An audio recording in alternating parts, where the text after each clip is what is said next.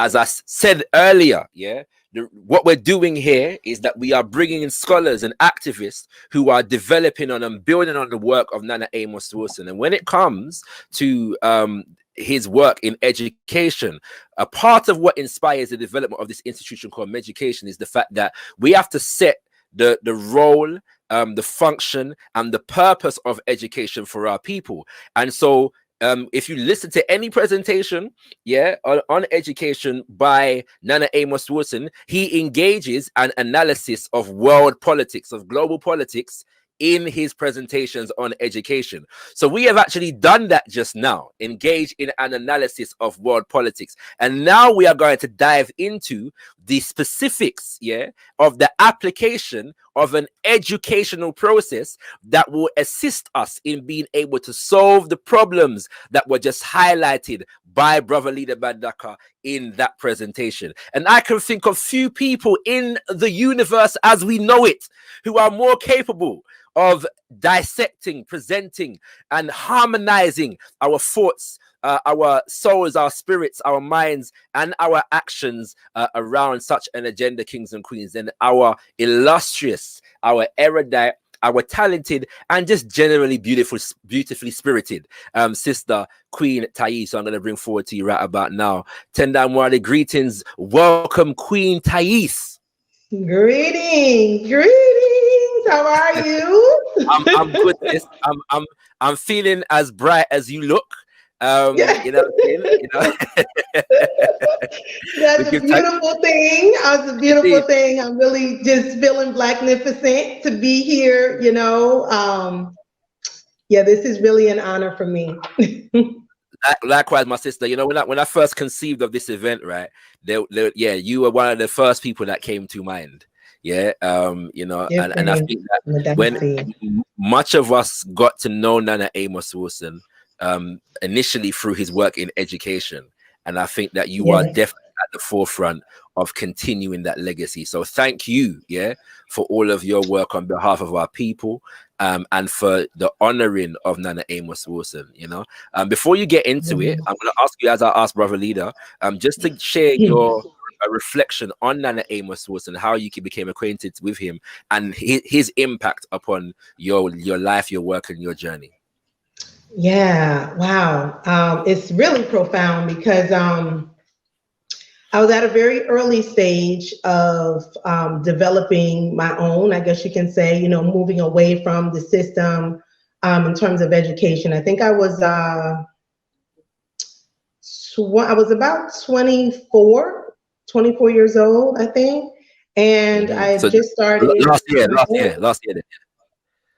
Can you hear me? No, yeah, I cannot say. You said you were 24, yeah? Yes. I was about 20. I would say that was last year, yeah? Then, yeah? Yeah, right. Exactly. And so, you know, I've really been on a search for learning more about our culture at that stage. I was really knee deep in. I had moved from Springfield, Massachusetts to New York City, so I can kind of be at the feet of a lot of our, you know, elders and different aspects of our culture. And, you know, where I was from was a really quaint provincial type of town where, you know, the mindset was kind of boxed in. So I really knew I needed something bigger and greater because I just had that. I had a passion and a fire burning inside of me for our children. I just didn't know how to express it. I had never met anyone who really understood my perspective, and I didn't really understand it either. I just began to do a lot of reading. I started with Nana Frances Cress Welsing with the ISIS papers, which kind of blew my mind at the time. And it was in my mind at that moment, it was so revealing. At the same time, it seemed a little far-fetched with certain things because I didn't really have a full understanding until I came more into the knowledge. I'm like, wow, like she was so on point with everything, you know? And so the more I read, the more I needed to leave that city. And so I had an opportunity through some other great things that were happening and unfolding to move to New York City. And I went there just with the mission of growth. I really didn't know exactly how that was going to happen, but I just asked to be able to grow and evolve. And so I was very clear that I wanted to start my own school because I wanted to work with our babies. I was real clear about that. Wasn't sure how to do it. And I remember having a conversation with my mom, and I said, I don't even know where to start. You know, it's so expensive here, and to get a place and this and that, you know, to have a spot for a school. And she said, well, just start where you are. And I was like, well, what do you mean? She was like, well, where are you? I said, I'm sitting on a couch. She said, yeah, start right there. So, you know, I was like, okay. So I began to start right there in my home, which is what a lot of us do. And it was just a beautiful experience because I began to study more, read more. I began to go to a lot of lectures with Dr. Ben, a lot of different educators, right, in our African Center community. And so from that point, my mind was just transforming. And then one day I was walking in Harlem and I came across his book, you know, The Awakening the Genius. I just was blown away. When I read that book, I read it from cover to cover. I remember exactly where I was sitting when I read it. And it was just so eye-opening for me. It literally changed my life at that particular moment, like right then and there. It had such an impact that I remember going to the back of the book. There was a school in there in Los Angeles with Baba Onion Palmer had started the Marcus Garvey School in LA. And I remember reaching out to them. He was one of the schools that, you know, he talked about in the book and all the excellence that he was bringing out of our children. And so I talked to him and, you know, they had a program which I loved, you know, I never heard of this concept that they would not accept any educators with a degree. Only if you can come in. Well, I was like, oh my greatness, you know, I've never heard of anything like that. But the level of commitment to say, we want to be able to train you in a way that is African-centered. We want to be able to pour into you. So that was a whole nother concept that I never heard of. And it just broadened my perspective on how impactful, you know, this whole colonized structure is of this Yurugu culture, and how much even when we feel like we're getting ahead, we're still further embedding ourselves in to their culture without even realizing it, in terms of how we learn, in terms of our ideologies, in terms of what we deem to be success, and all of this. And so what I began to see was that this was so deeply rooted into our children at such a young age that by the time they were even 5 or 6 years old, they had been so rooted in Yurugu culture or European culture that it was really hard to dig them out, you know, between everything from the cartoons, the books, to what they see in their environment, to the movies, to just everything, the clothing they wear, all the different characters that they're bigging up that they don't even know, you know, what it's about. It's just being, you know, pumped to our children. And so I wasn't sure exactly how I was going to do it, but I said, this book has changed my life. I literally, when I finished the book, I picked up the phone because I saw that, let me go a little further back. I picked up the phone because I saw that he was literally about a 20-minute walking distance from where I lived, which is where he worked, which was New Rochelle College in the Bronx at the time, right? That was the Bronx campus. And so I was just like, oh my goodness, he's right up the street. You know, I can't believe this. I'm going to call him right now. I'm rushing right over there. He'll sit and talk with me. And so I called. They had me on hold for about 10 minutes. And I'm like, wow, they got me on hold a long time. I'm sitting and waiting.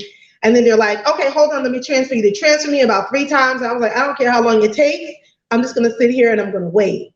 And so after about maybe 15, 20 minutes of holding and them transferring me around, someone comes on the phone and says, yes, you're looking for Dr. Amos Wilson? And I said, yes, I just want to have a brief conversation with him. Is he available? And she says, I'm sorry to tell you that he made his transition 2 weeks ago. And I was just like, quiet. And she's like, are you there? And I'm like, yes, I'm here. Okay, you know, thank you. And I got off the phone and I remember just sitting on the couch and just vowing to do his work, to continue his work in some way, shape, or form, because what it had done to my spirit and what it had showed me just about myself, first and foremost, the things that I hadn't known and things that I hadn't been taught, you know, and then looking at, you know, our children that are just little seeds, you know, and the opportunity to grow into, you know, children who love themselves, who are able to reach their highest potential, who live in their divine purpose. Everything in my whole life shifted the school at that point, and we shifted to a vegetarian diet. Not that all the children were vegetarian, but I began to study about health and wellness and how that plays a role. And from that point, it just seemed like everything I needed just clicked into place.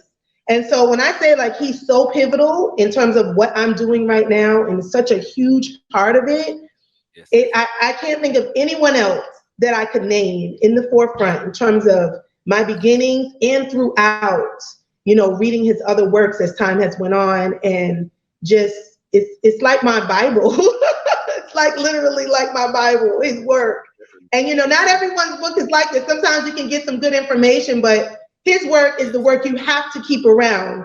If nothing else, for the energy and the spirit of it. If you're in any type of, if you're an African educator, if you're a parent, if you just care about our African people, and you really know that we deserve our liberation and that we will be victorious, that is what you want to have around you. So that's pretty much how I connected with him. So I give thanks for that day in Harlem.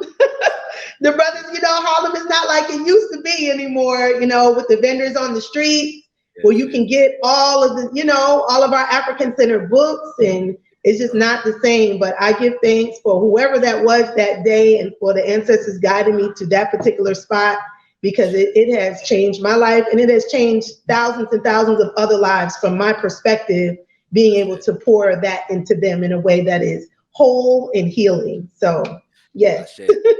Well, sis, we give thanks for that story. We give thanks for your journey, and we give thanks for your conviction to continue the work of Nana Amos Wilson. And with that, I'm going to hand over to you, my sister, to do what you do best. And brothers and sisters, like I said, get your pens and paper ready. Right, the second half of this presentation is going to be interactive here. So Queen Taese is inviting some of you on the panel, right, to interactive for actually doing the presentation. So I'm going to share the link now. Yeah, prepare yourselves. So come in the back end. Yeah, as many of you as want to. Right, come in the back end from now. Prepare yourselves, and when Queen Taese is ready, we'll bring you forward and you can interact properly. Right. So I'm going to share the link right now in the chat. Click it. Come in the back end. Yeah. Wait. Watch. I'm taking notes. And when she's ready for you, take your notes and write your questions, please. I really am a very interactive person. I think everything is an exchange. It's a reciprocal process that we have going on here with our liberation. It's a give and take. So I do have a lot of information to share, and I want to make sure that I'm going to say get it all in, but get a lot of it in during this time frame. And Baba Shakara, please let me know if I'm going too long, because sometimes that's fine. I know how it goes. Yeah, we have the same illness. Don't worry. I'm yeah. So just cut me where you need to, and I will at the end. I will share information about liberated minds and our context and all of that. I have some slides for that as well. So, what's the best way to share my screen? So at the bottom, yeah, you can see a button that says share screen. Yeah, you should be able to see that. So so it says mute, stop, cam, and mic, and share screen. I don't. I see mic, cam, mic, and chat, and then leave. Oh, that's interesting. You're looking at the bottom of the screen here. You don't see a share screen button. I see. Let's see. Mic, camera, and mic, chat, and then the leave, the red X. Oh, are you on a phone? I'm on a tablet. That might do it. Well, all right. Here's what we're gonna have to do. Because this thing works different on tablets than it does on. Okay. Yeah. Right. So you want me to send you? Yes, please send it to me, and I'll bring it up for you. Yeah. So send it all right, we'll do. Kings and queens. Yeah. Like I said, so I'm gonna share the link in the chat now. Yeah, you can come in the back chat. And we'll when Queen Taese is ready, we'll get for the interactive stage. We'll get into it. Yeah. So right. All righty. So it'll take me a second.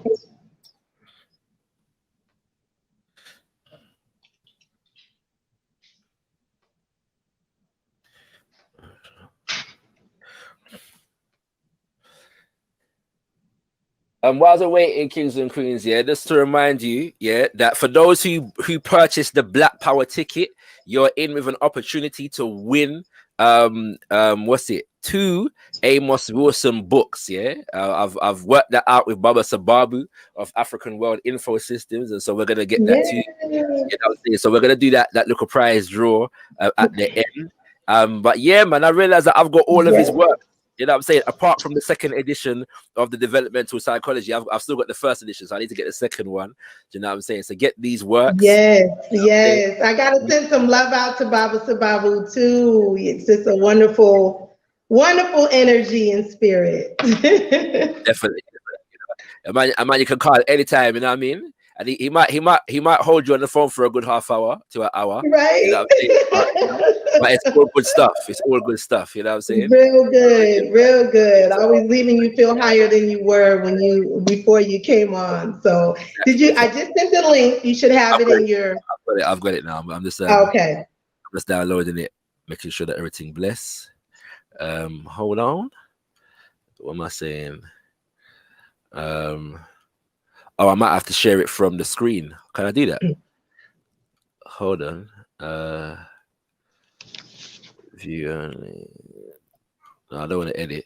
I'm trying to see if I can get it into a presentation mode. Oh, okay. Yeah. Hold on. Copy saving. It doesn't seem to be allowing me to do that.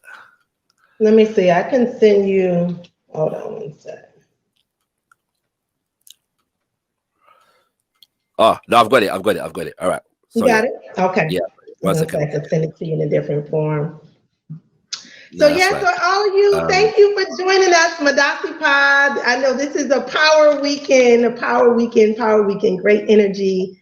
And it's just that time, y'all. It's that time for this liberation to manifest on its highest degree. And it really all starts with our children. So I'm going to be going through a few different things in terms of, practical tools and thoughts. And so there'll be certain points where I may ask you to write down a couple of things. So please have your pen and paper handy, or your pencil and paper, whatever you're typing on. And because this is not just me presenting, but it's also for you to be able to walk away with something of value. So, all right, beautiful, beautiful. All right, so this is just the opening right here, speaking about the presentation, educating our children. The power is in the activation. This sharing will, there we go.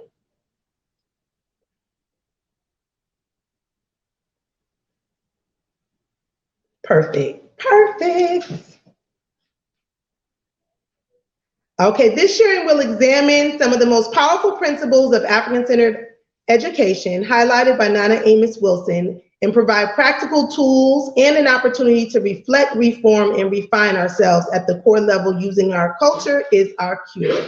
I say reflect, reform, and refine because a lot of what we fail to do is reflect on where we've been, what we've been doing, what's been working, what's not been working. And a lot of times, when we don't do that, we just begin to jump around at different ideas. It's like a shot in the dark, just try this, try that. But we need to reflect on a lot of the origins of what we do, why we do, begin to self-evaluate. And then with that, with the reflection, there's a reforming of our minds, of our thoughts, of our ideas. And then from that point, we have to refine those ideas over time. We're continuously changing and growing and evolving. So I just like to make that first clear in the beginning, that this is kind of like the stages that we go through, the process that we go through. The next slide is the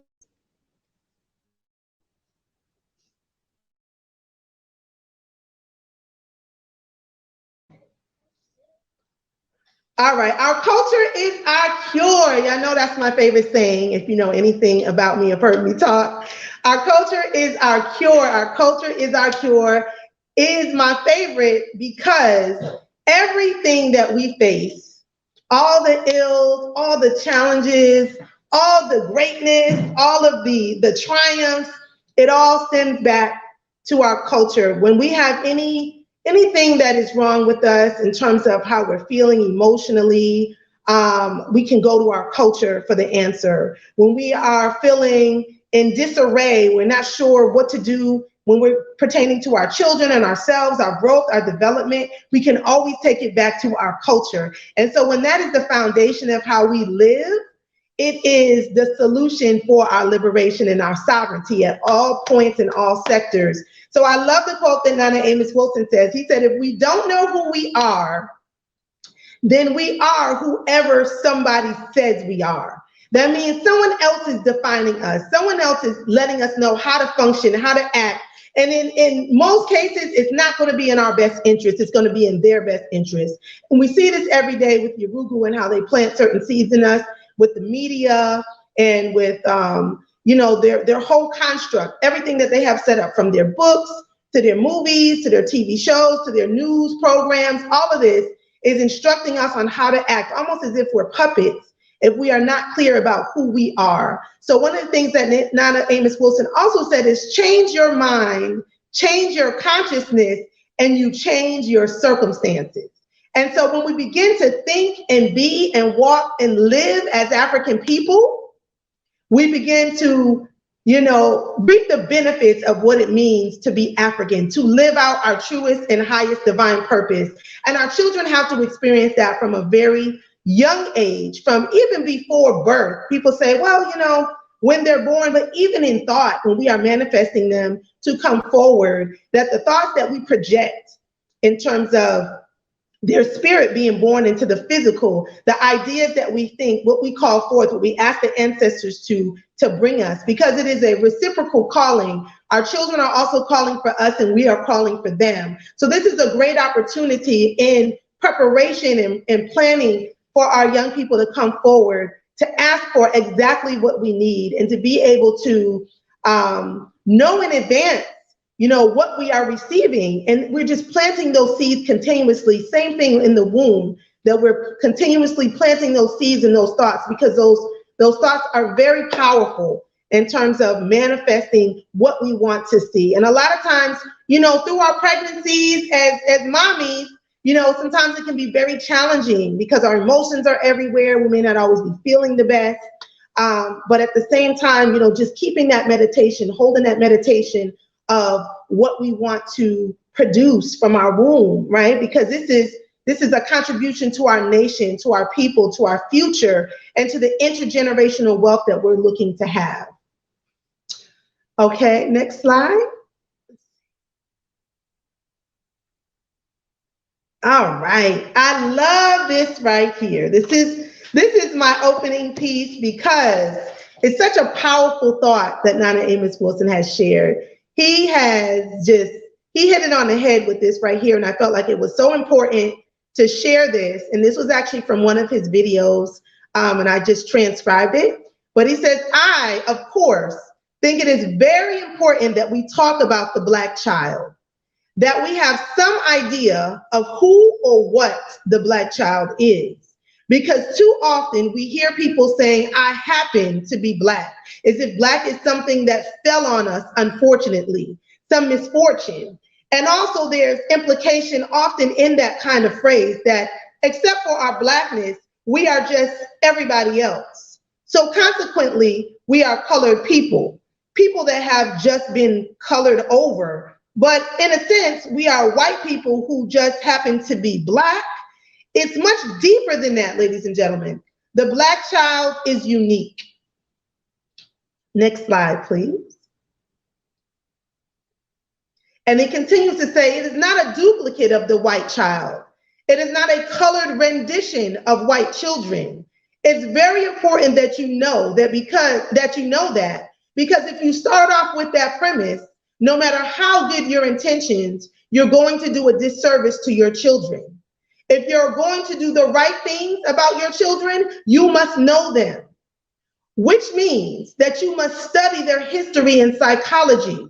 You cannot study the history of Europeans and the psychology of the European child and apply that psychology directly to Black children. One of the major problems in education today is that we have a school system And your children have inherited a school system that was designed to teach the white child, a school system that is based on the developmental psychology of white children. That psychology develops out of history and experience of a people. Psychology, you must recognize, reflects the individual's history and experience. That is why if you go to a psychologist's office or a psychiatrist's office or a social worker's office, they take your case history. And so I love that point because for so many reasons. Number one, our history is our story, right? Our story, telling the story of who we are as a people and moving from a foundation of the things that we've been through, the great achievements that we have accomplished, being the first to create civilization, being the first in this physical form on the planet. We want to make sure that our children are really understanding the power in that. Because if we don't know who they are, if we don't know who we are, we cannot cultivate children who are born ready, so they don't have to get ready, they stay ready, they're on point, and they're ready to lead this liberatory movement.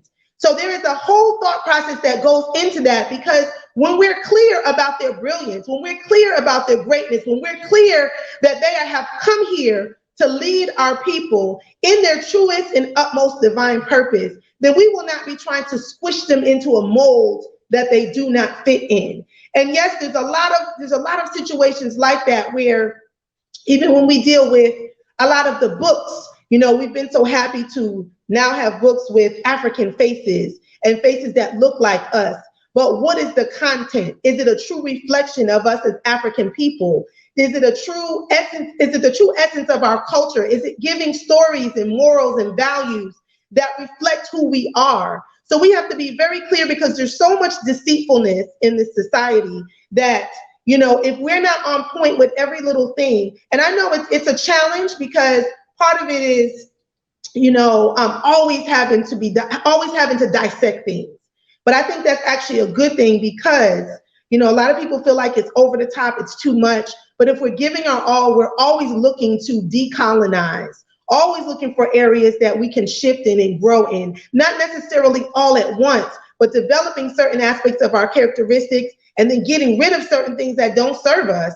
So I think this is so key and important, because it's not just like, you know, like they do with the baby dolls, you know, we're just gonna paint their face black and now they're black dolls, right? No, you know, the features are different, the hair is different, the body shape is different, the spirit is different. And so when we're clear about who we're teaching, then we will rise up in our true rightful place as parents, as educators, as, you know, community members, grandparents, aunties, uncles, cousins, sisters, brothers, and really take a lead role in decolonizing the minds of ourselves and making sure that we're not passing on the same pathology to our children.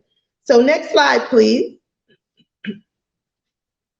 All right, so where I always love to begin, and I feel is so critical and important, is family first, family first, family first, family first. I can't say that enough, because so many times, many of us spend so much time giving our energy to everything else, and our family suffers, to jobs that we don't like, to organizations, you know, to all these other things, and our family suffers. Everything starts with our family. This is the African tradition. We start with our core family, and then we go to our extended family, communal family, and it all becomes one family as the layers go out. I look at it as the Adinkra.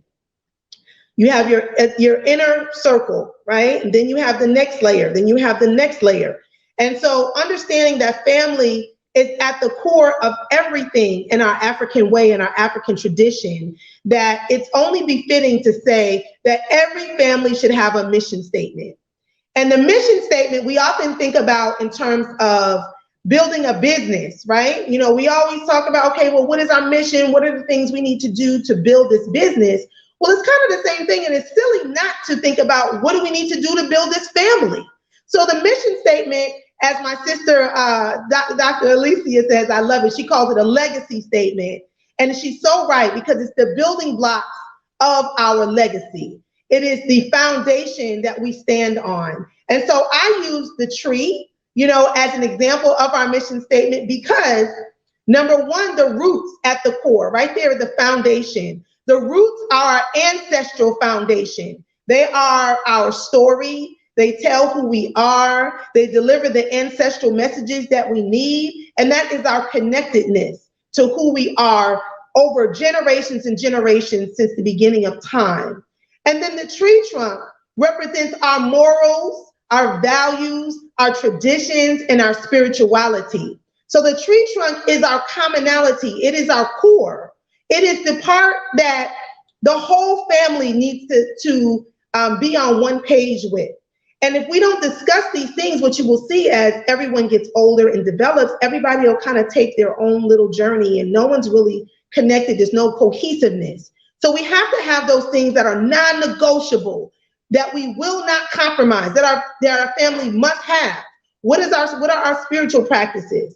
What are our morals? What are our values? What are the traditions that we want to keep? And what are the traditions that we want to create? Don't be afraid to create new family traditions. We have a tradition in my family where my mother made her transition 20 years ago. We celebrate her like a holiday. So that's our Thanksgiving. We have a huge feast and we have family over. And, so the children have, when you create your own traditions, you create them according to what's most important to you and your family.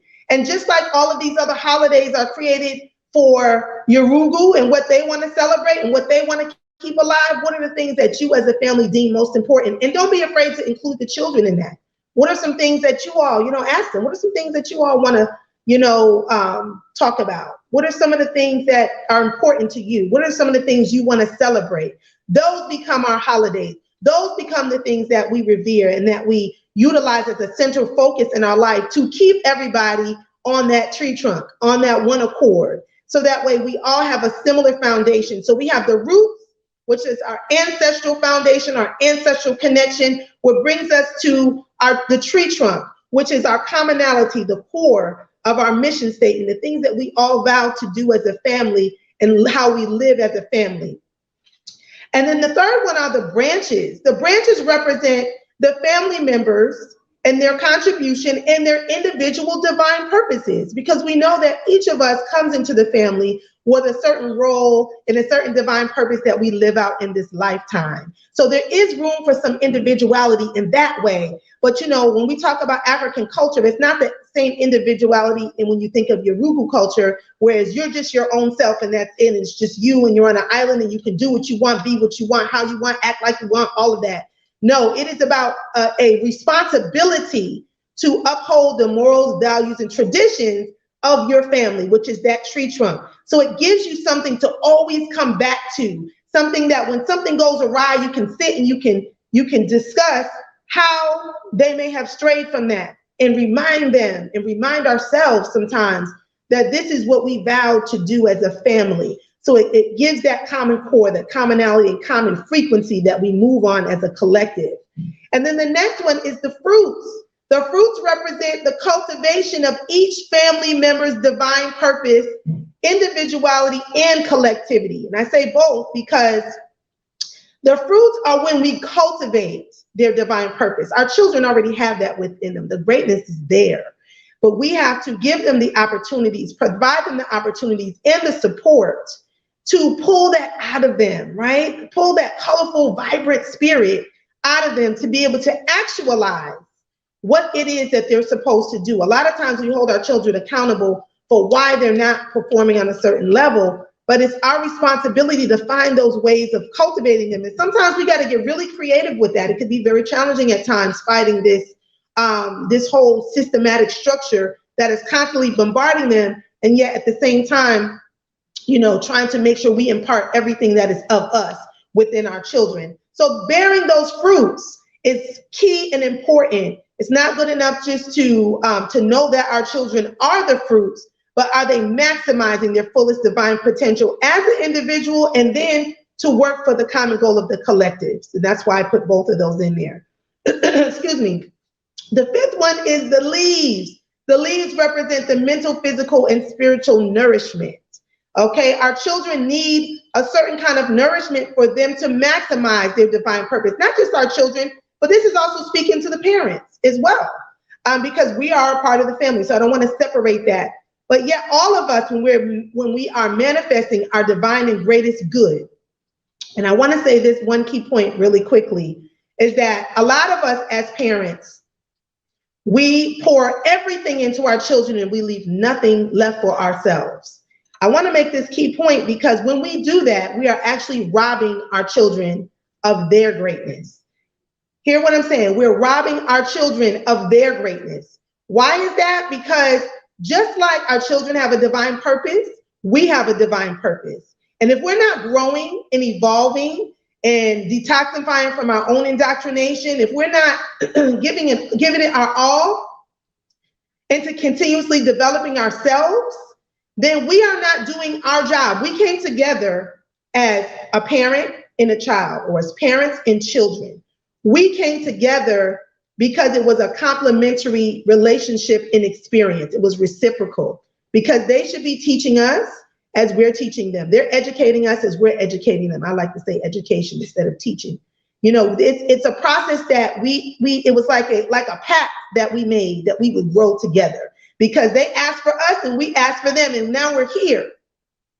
If we give everything to them, then we are not evolving at the rate that we need to evolve to be able to meet them in their experiences, where they are along that journey, and provide for them what they need. Because we haven't evolved to a place to give them what they need, because we're just cultivating them and not ourselves. So a lot of times I hear people say, well, I pour everything into my children, I give them everything, and it doesn't even matter if there's nothing left for me.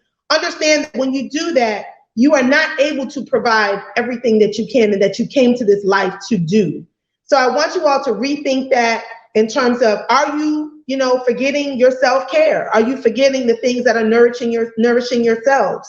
And so I want you all to take a moment if you have your pens and papers out, as I had instructed in the beginning, take a moment to write down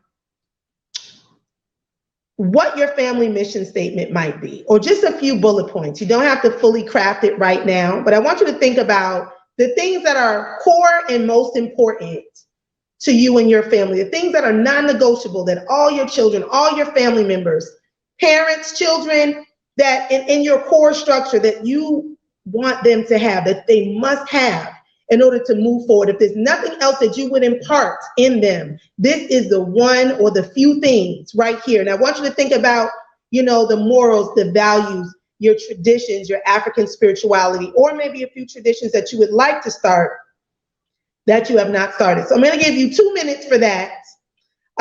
Just to jot that down, 2 or 3 minutes, if that's okay, Baba Shakara, to jot those few things down. And I want you to think about quickly too, we'll go into that. I don't want to make it too much. Okay, 2 or 3 minutes for that really quick. Just jot down some of your ideas. If you don't have a family mission statement, some things that you can begin to think about that would go into it. And then afterwards, after we leave today, I would love for you to take some time and craft that out. I'm gonna show you something really quick. You can get really creative. I have my family mission statement right here. You can I have it up around the house, because I feel like if it's so important, it should be something that you consistently can read. So I have it in 3 rooms in the house. I have it in my office, I have it in the living room, I have it in the kitchen, I have it in four places, and I have it in the bedroom. And what I did is I just took it and I put it on top in the back of a background, and then I printed it out, and I made it 11 by 17, cost me $1, just to put them up around, because we have to continuously remind ourselves of that mission, because things will come into our lives that will pull us away from that. So I encourage you, once you really craft it out, after today, that you just type it out, write it out, but it shouldn't be tucked down in your email somewhere. It needs to be visible, because it's a reminder for everyone. It's a pact that you're making as a family to live by these principles. So take 2 or 3 minutes, and I'm going to be quiet. Let you do your thing. Brother Shakara, how you feeling?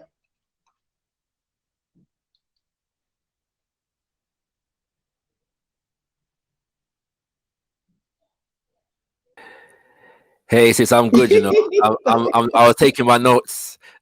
You know what I'm saying? You know, making sure that you know what I'm saying, I'm engaging in the workshop myself. And Yes. I like this concept, you know. It's something that that we've spoken about, but this idea of actually printing it and having it up in the house is something powerful. So Yes. I'm contemplating how to do that right about now. So yeah, give thanks. That one thing is quite a big thing, you know. I don't think we should It's huge.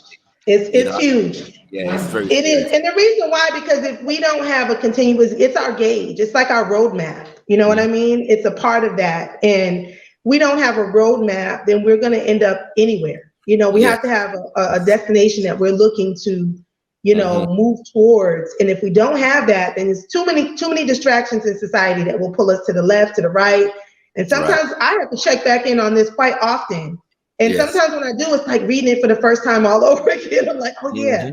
right. Hmm. You Yeah. know, and it can be modified. You know, I tell Yeah. people over time, sometimes you want to add something to it. Sometimes one of your children will come to you and say, hey, you know, I think this is a good thing we should add in there. Or sometimes you'll be, you know, experiencing something and realize this needs to be in our mission statement.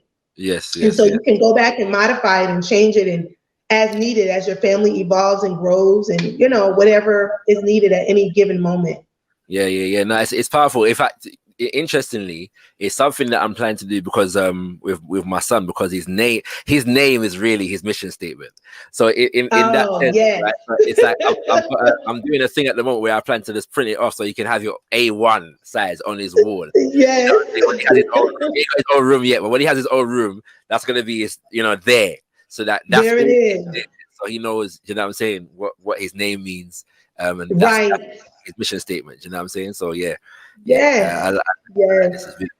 It's beautiful. And you can get together, you know, whenever you have your, you know, you put aside some family time, which I think is really important to, you know, read through it as a family, whatever your personal rituals are, things you do. And some of us just don't have any. We just go from week to week to week to week, but just maybe setting some time aside, even if it's once a month, once a week, even if it's just 10 minutes, 15 minutes where you get together as a family, you can, you know, read it together, reaffirm. Reaffirming is very important because Yes, as you know, a lot of times we set goals, but if we don't revisit why we set those goals, then yes. we abandon them eventually because that's just how life is. You know, it Yeah, keeps no, moving and moving and pulling you. definitely. Well, I can tell you this, kings and queens. I've had the pleasure of getting a small taste of the fruits of Queen Taese's direct lineage, and I can tell you that she's raising geniuses out here, family. I'm not. There's no other way to say it, right? There's geniuses being raised in the Taese household. You know what I'm saying? You know, the Queen Taese palace is gonna be, you know, bearing some serious fruits in the future to come. You know what I'm saying? So yeah, family, we Give give thanks. thanks.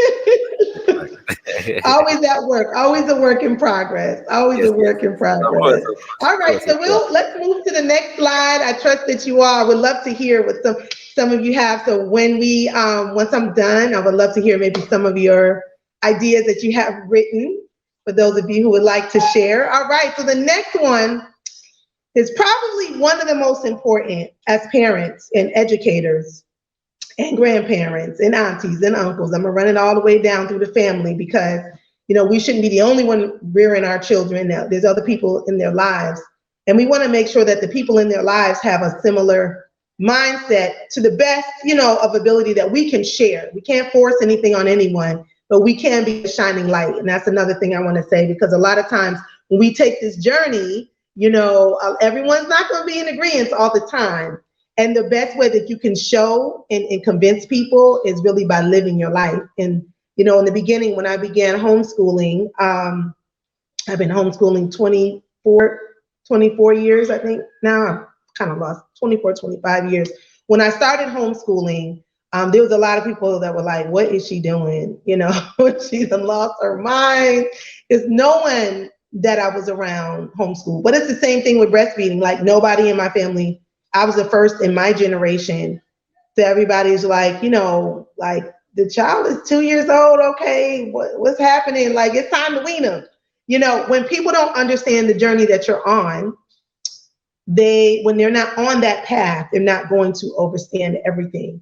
But when you're clear about your decision you have to keep yourself around like-minded people who are on the same journey that you are. And no disrespect to those who are not, you know, who are more comfortable being uncomfortable, you know, don't even realize it, you know. That's not the path that we are on. So we're on a liberation path. We realize that there's certain things we have to let go of and certain things we have to change. So I call that the detoxification of our own indoctrination. Nana Amos says, when we say that people are poor, we're not talking about people just lacking money. We're talking about people who are living under particular conditions that destroy values, minds, outlooks, spirits, and continue to perpetuate poverty throughout the types of psychology that is ultimately inculcated within those people. So I love this thought because poverty is a mindset. It's not just about the amount of money you have. It is a mindset of low vibrational thinking, which usually comes from a lack of the right knowledge and information and the lack of a supporting environment around that knowledge and information. So one of the things that we commit to, as I just shared earlier, is that we have to commit to our own growth. If we are not committed to that, then we're going to continue to pass on the same pathologies to our children, and we're going to see the same results over and over again generationally. And really, we don't have too many more generations to get it right, y'all. Like, this is the time. The time is now. And everything that is happening right now is showing us that this is our time. Like, they're talking about their new world order. Well, this is our new world order. The structure of our liberation, building that infrastructure and acting on, this is why I call it the activation, acting on this knowledge. It's not enough just to have it. It's not enough just to be conscious. The value is in the conscientiousness. And the difference is the consciousness is having the knowledge. That's great. But the value is in the conscientiousness, which is how we strategically use the knowledge. Because I hear so many people walking around talking about, I'm woke, I'm conscious, but they're living, you know, an unrighteous way of living because they're not even striving. They're just happy to wear a t-shirt that says, I'm woke, I got melanin, I this, I'm that, we come from kings and queens. All of that there's a formula to all of that. Nothing happens by chance. As we know, there's a divine energy that snaps things into place all the time when we need. But the first step is activating our thoughts and the knowledge that we have, and keeping the knowledge that we want to manifest in the present, in the forefront, and in the present of our mind. Because if we're not constantly around it, constantly revisiting it, constantly around people, whether it's the books, what's something you're watching, whether it's the people that you have around you, you know, all of that plays into the detoxification of our own indoctrination. Because it is a stronghold. This culture has a stronghold on our minds, our bodies, and our spirits. And it has a constant struggle to keep it off, to shake it off, and to make sure that we're staying foundated. And none of us are free of that. So even those of us who study and we put the work in, it's still constant work, and it's still things we got to change. And so that's why I say, don't overwhelm yourself by changing everything at one time. Just begin to look at one thing at a time that you would like to change, and find a circle of people that can assist you in staying committed in that. I don't care if it's a virtual circle. And this is one of the pluses of this, everything being virtual now, is that now the opportunities and the resources have opened up to a lot more people. So that's the plus side of it. So find some other people. If it's just one other person, it doesn't even have to be a group that can support you, an accountability partner. And you support them in the things they want to change, and they support you in the things you want to change. And then, you got to find that person. It could be your husband, it could be your wife, your king, your queen, it could be a neighbor, it could be a sister friend, from wherever, however you roll in. Just find that at least one person that can help you, that can be on that journey of constant growth, because we are not meant to be stagnant. As African people, we are, we're meant to just be moving out the stratosphere at all times. It's just constant movement, popping off stars, constant revelations and epiphanies and actualization. This is how we've lived, in action. We are not a stagnant people. We're not meant to be, you know, isolated in a way that, you know, we got to handle this in our own mind and our own selves. You know, our greatness and our greatest works come out of the collectivity of being around others, of, you know, family and community. And this is where our greatness, you know, stems into, and it's also the source of it. So I want to make sure that we're constantly looking at that piece, a detoxification of our own indoctrination. Poverty is a mindset, but also our greatness is our mindset. Our Blacknificence is a mindset. Our achieving, you know, and triumphing is all a mindset. So we can stay in that space of creating, because right now we are creating our own reality. Just being here in this space right now, having this conversation, we are creating our reality. And the best way to prepare for the future is to create it. People say, well, I don't know what's going to happen. Well, you know what's going to happen when you create it. And we have the power to do that because we've been doing that for thousands of years. We've created, you know, things that people don't even know how, the pyramids, they don't even know how to duplicate that to today. We've created monuments, long-standing civilizations and cultures, and everything that we see that's being sold back to us right now. Our holistic health, that's just African wellness. You know, all these essential oils, and that's just us knowing about our herbs. You know, all these things that they selling back to us and throwing these fancy names on it. It's all created by us. Astrology and all this, and, you know, readings and all this stuff. Now they want to jump in all the stuff that they downed before and called it evil. And no, like, this is, you know, these are our ways. These are our traditions.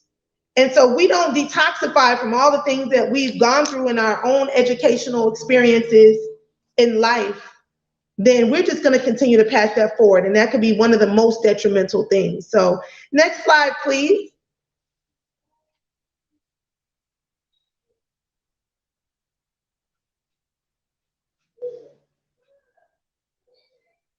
All right. I love this one right here, y'all. The world is our classroom. Our life is our curriculum, and our culture is our cure.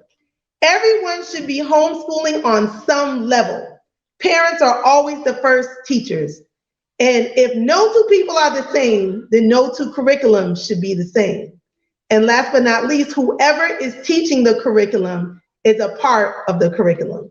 So let's break that down. This is what I love this, because y'all know I really am a huge supporter of homeschooling. I feel like we all should be homeschooling in some way, shape, or form. So I never like to separate those who like officially homeschool full time, those who are thinking about it, those who might be in public school, private school, wherever you are, y'all need to be homeschooling. The school will tell, you know, you from the beginning of the year to the end of the year, this is what we want your children to know. Have you wrote out your list of what you want your children to know from the beginning to the end of the year, or from the beginning to the end of the month, or from this, you know, this month to that month, or this date to that date? It doesn't make a difference, right? You choose your increments of time that you want to choose, but we must write out what those things are. If we do not write them out, we will not accomplish them.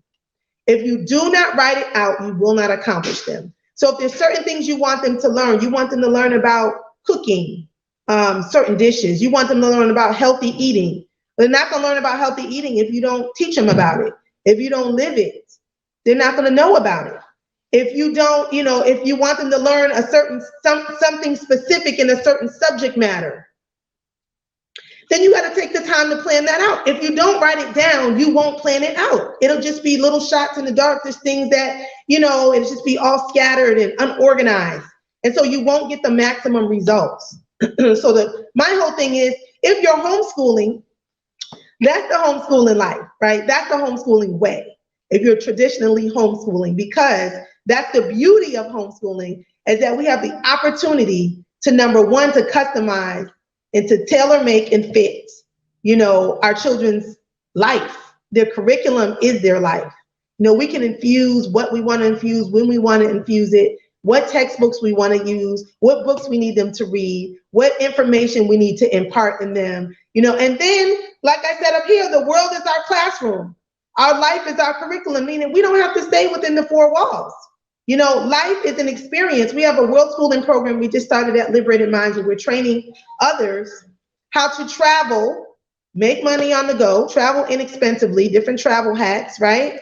And also teaching them about how to homeschool, you know, how to learn your child's life, learning style. What's your learning style? What's their learning style? So if you don't know their learning style, then it's hard for you to educate them and help to pull out what's in them, because you may be doing things one way and your child doesn't learn that way. So they're frustrated, and you're frustrated because they're not getting it, and they're frustrated because you're forcing it on them, and it just turns into this big struggle. But if you understand that they learn a certain way, certain children are more auditory, they learn more by what they hear. Certain children are more kinesthetic, they learn by doing, right? There's different ways that our children learn. So I think it's very important to understand their learning style.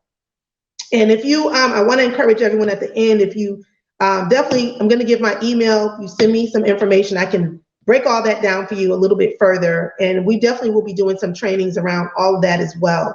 But the world schooling is huge, because we learn more by seeing and experiencing than we do by reading and talking about something.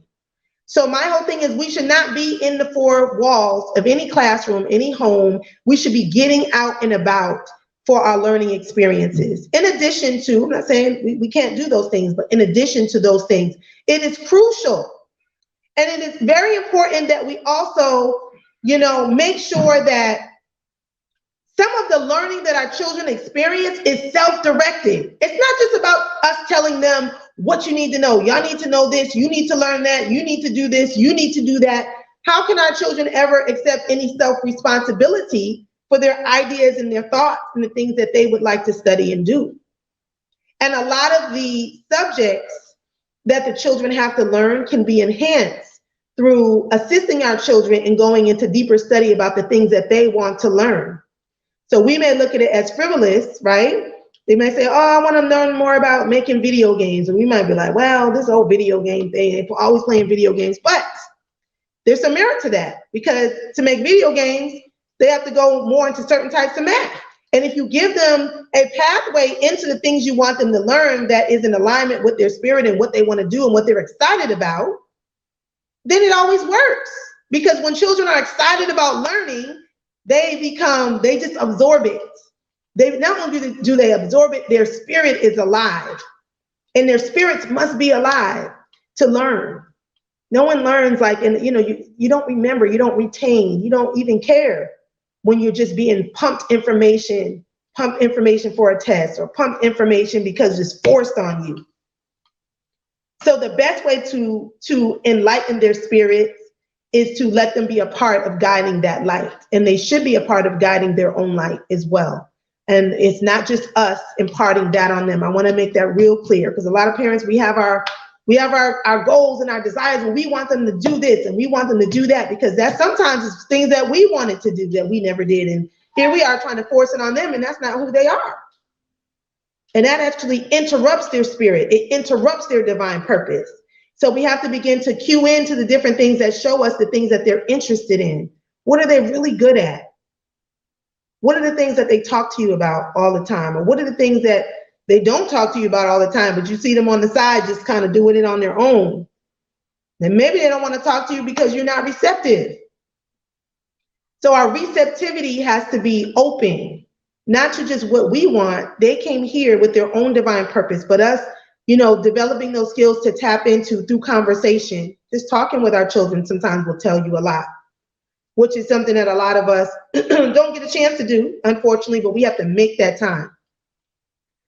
However, we have to impart it. We have to make that time, even if it's 10 minutes, 5 minutes, 20 minutes, 30 minutes.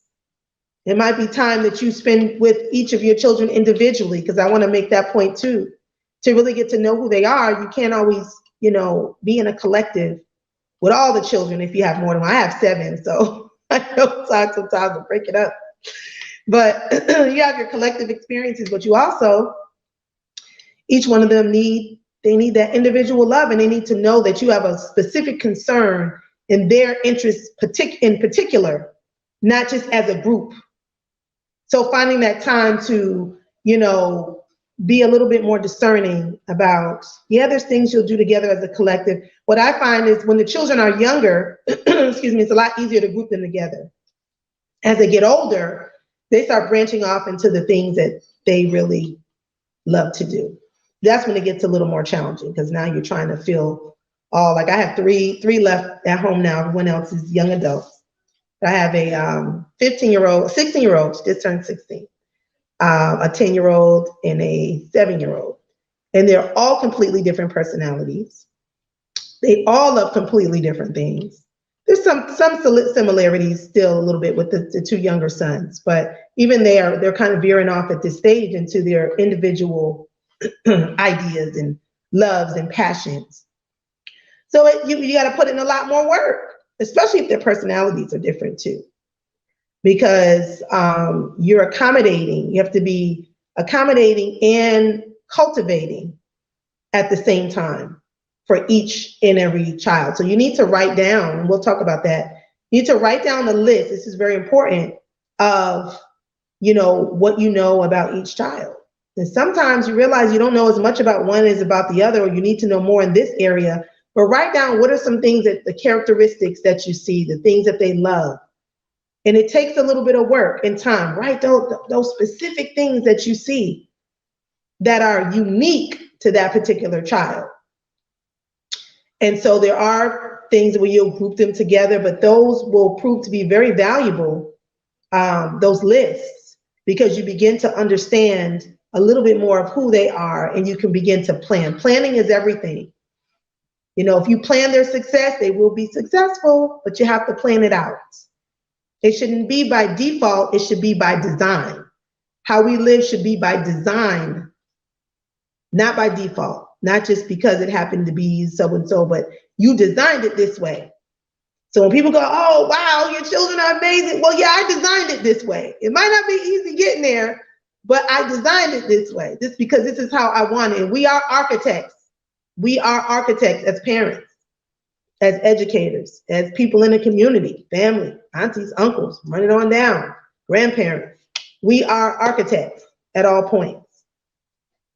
Okay, so let's move along, because, you know, I can be long-winded. So I say that to say, yes, everyone should be homeschooling on some level. All right, so research. This is another huge one. Research the origins of everything. It will change your life, believe me. You know, research the origins of everything that touches your life. Like Nana Clark says, he says, everything that touches your life should be a tool of your liberation, or you should throw it in the trash can of history. Probably don't have the words exact, but I love that quote.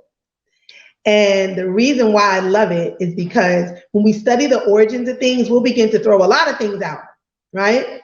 And a lot of times our children are embracing a lot of things that are not of us, of what we're teaching. And I've had that experience working with so many thousands of beautiful, amazing African children, brilliant children. And, you know, a lot of them, you know, I remember there's a scenario one time where there was a young brother that was hanging out with us, and he says, yeah, he started talking about pirates. And he was like, yeah, because pirates, and I have a pirate patch for my eye, and I got da-da-da-da. And so my children were just kind of looking, I was like, well, we don't really do pirates. And so he was like, why? I have this pirate ship, and I got this and that. And so I began to tell him, I says, well, you know the origins of pirates. And he says, no. He was like, well, what do you mean? I said, well, pirates are not good, you know. And he just said, well, I don't understand them, because they have gold and they have treasures. And I said, pirates are thieves. And so he was like, really? I said, yeah, just think about it. Everything they do is about thievery, stealing the treasure from other people, and making people walk the plank, you know, murdering people, and they're nasty and dirty and unclean. Have you ever seen a clean pirate? If you think about the different movies, Pirates of the Caribbean and Pirates in the cartoons, their teeth are always nasty, they're filthy, they're not clean. And the word piracy itself means to steal. And they were like, I didn't know that.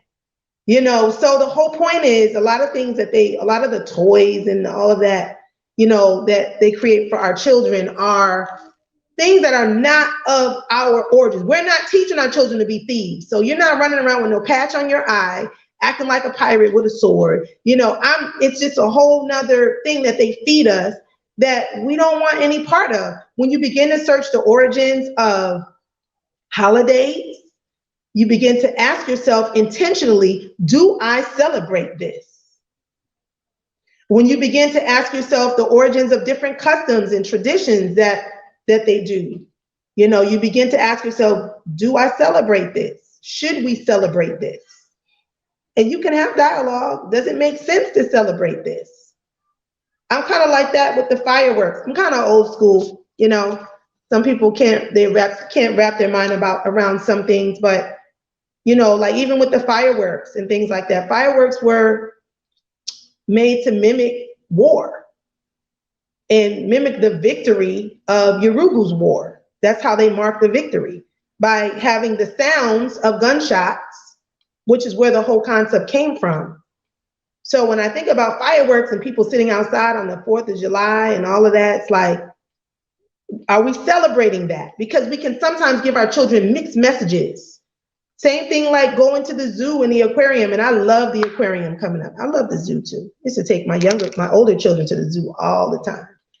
And there was one point that I had a conversation, and I was, you know, with someone. I said, you know, they said, yeah, we don't do zoos. And I was like, oh, really? I was like, why? You know, and they says, no, it's actually, you know, it's showing our children that enslavement is okay for the pleasure of someone else. I never thought about it like that. I was like, wow, I never thought about that. You know, meanwhile, I spent like my first, and you'll find as you evolve as a parent, if you have more than one child, you'll evolve. Some of you look back at your older children and be like, I can't believe they did that. I can't believe I let them do that. But it's okay. We're growing and we're evolving. They need to see that too. But zoos and aquariums, if we're talking about our liberation, then there's no way in the world we can sanction a zoo or an aquarium that is enslaving another animal or a creature for our pleasure. Because that's what Urugu did to us. They put us in zoos, just like those animals. There's a brother named Otu Benga, B-E-N-G-A, look him up. That was in the Bronx Zoo, right in New York City. And guess what? It wasn't even that far back. It was in the 1900s. It wasn't that far back. And they had him in the zoo on display. And the day that they opened that display, guess what? More people came to the Bronx Zoo than ever before to visit the zoo to see Otu Benga. And he ended up committing suicide and killing himself because he was so tortured and unhappy, of course. He had been enslaved, taken away from his people. They went and, you know, got him from the continent of Africa and brought him over here. So why is it any different if we're teaching our children about liberation? Then we have to be consistent. If we're talking about how enslaving African people was not correct, then why is it enslaving animals in the zoo for our children to now go and witness the same thing that happened to us? And now we think it's correct. We're teaching them that it's correct because it's them. It's the zebras and the lions and the whales and all of that.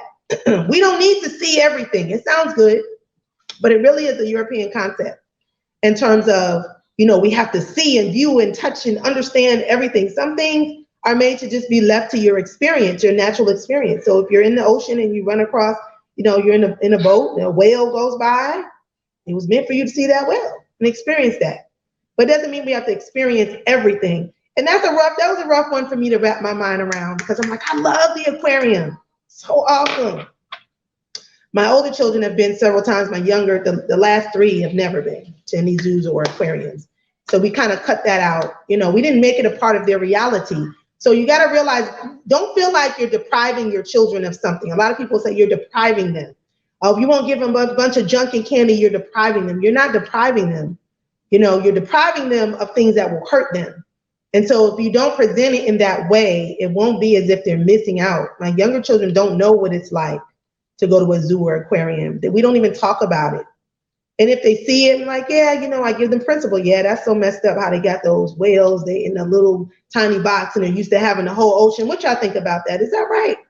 You know, so we have dialogue about that so they can begin to embody those concepts of liberation for, you know, for our living animals and plants and all of, you know, living things, not just ourselves, because we're an extension of our environment. Also question the origins of different authors. That's another one. A lot of times the books we give our children, we need to know, what are they reading? Who's the author? There's this one book, one children's book that, what was it called? It's called Henry's Freedom Box. And in the first couple pages, it's a children's picture book. Kadeem Nielsen did the pictures, so the pictures are phenomenal. However, I'm disappointed that he led his artistry to that work, because it says in there how his slave master, Henry's Freedom Box was about, let me give you the kind of gist of the story, about a young brother who mailed himself north so he can experience freedom. So he mailed himself north in a box. And so he was enslaved on the plantation, and he talked about how, you know, his slave master was pretty good to him, though. He was a pretty good guy.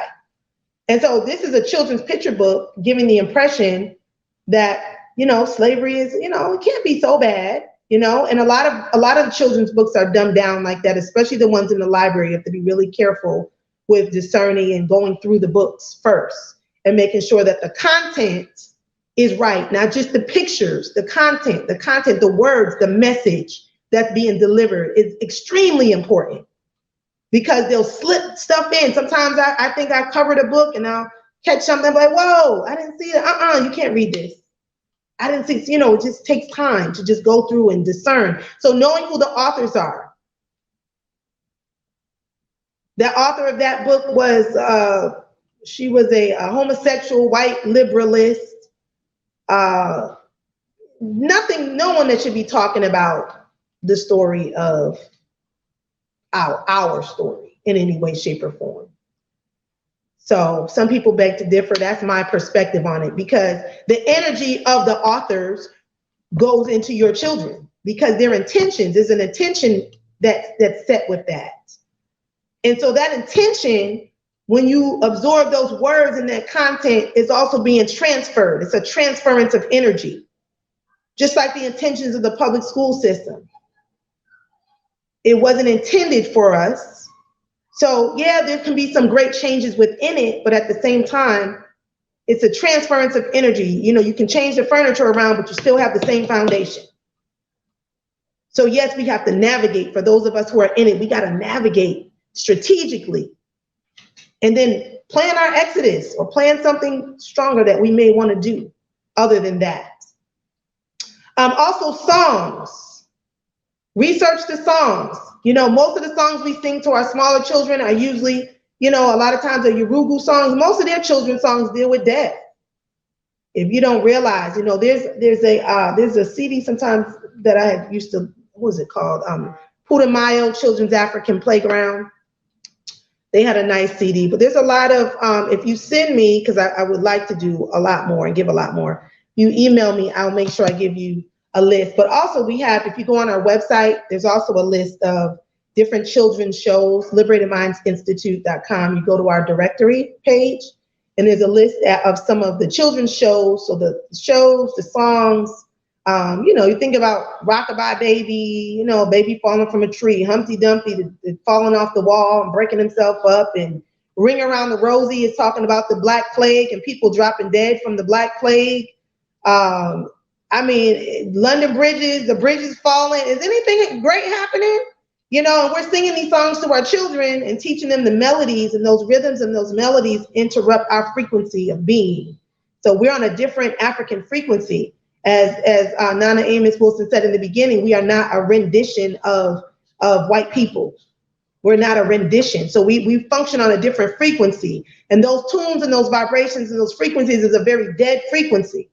So our frequency of music is very melodic, it's very, very rhythmic, and that feeds our soul and inspires us, and it keeps us in vibration and frequency with who we are. So there's a very difference in that. So there are some songs, and I keep saying I'm going to do that. Some songs that I can share with you. Sis, very quickly here, just to let you know, time check. You're about at the hour mark here, based upon when you started. Yeah. So let's. Okay. Yeah. So I'll take about 15. Can you stop me about 15 more minutes? Yep, that's fine. Okay, perfect. Yeah. Appreciate that. Cool. Also, the phrases that we use, a lot of times it's just in the language and the phrases that we use, understanding the origins of those. It's a lot of, it's a lot of conscious digging and change. So I want to say that because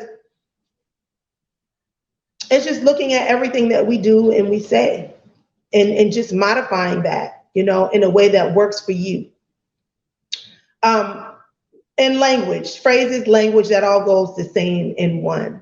So I'm going to move along because I see time is ticking and I want to get some time to see your beautiful faces and hear your thoughts. Okay, next slide, please.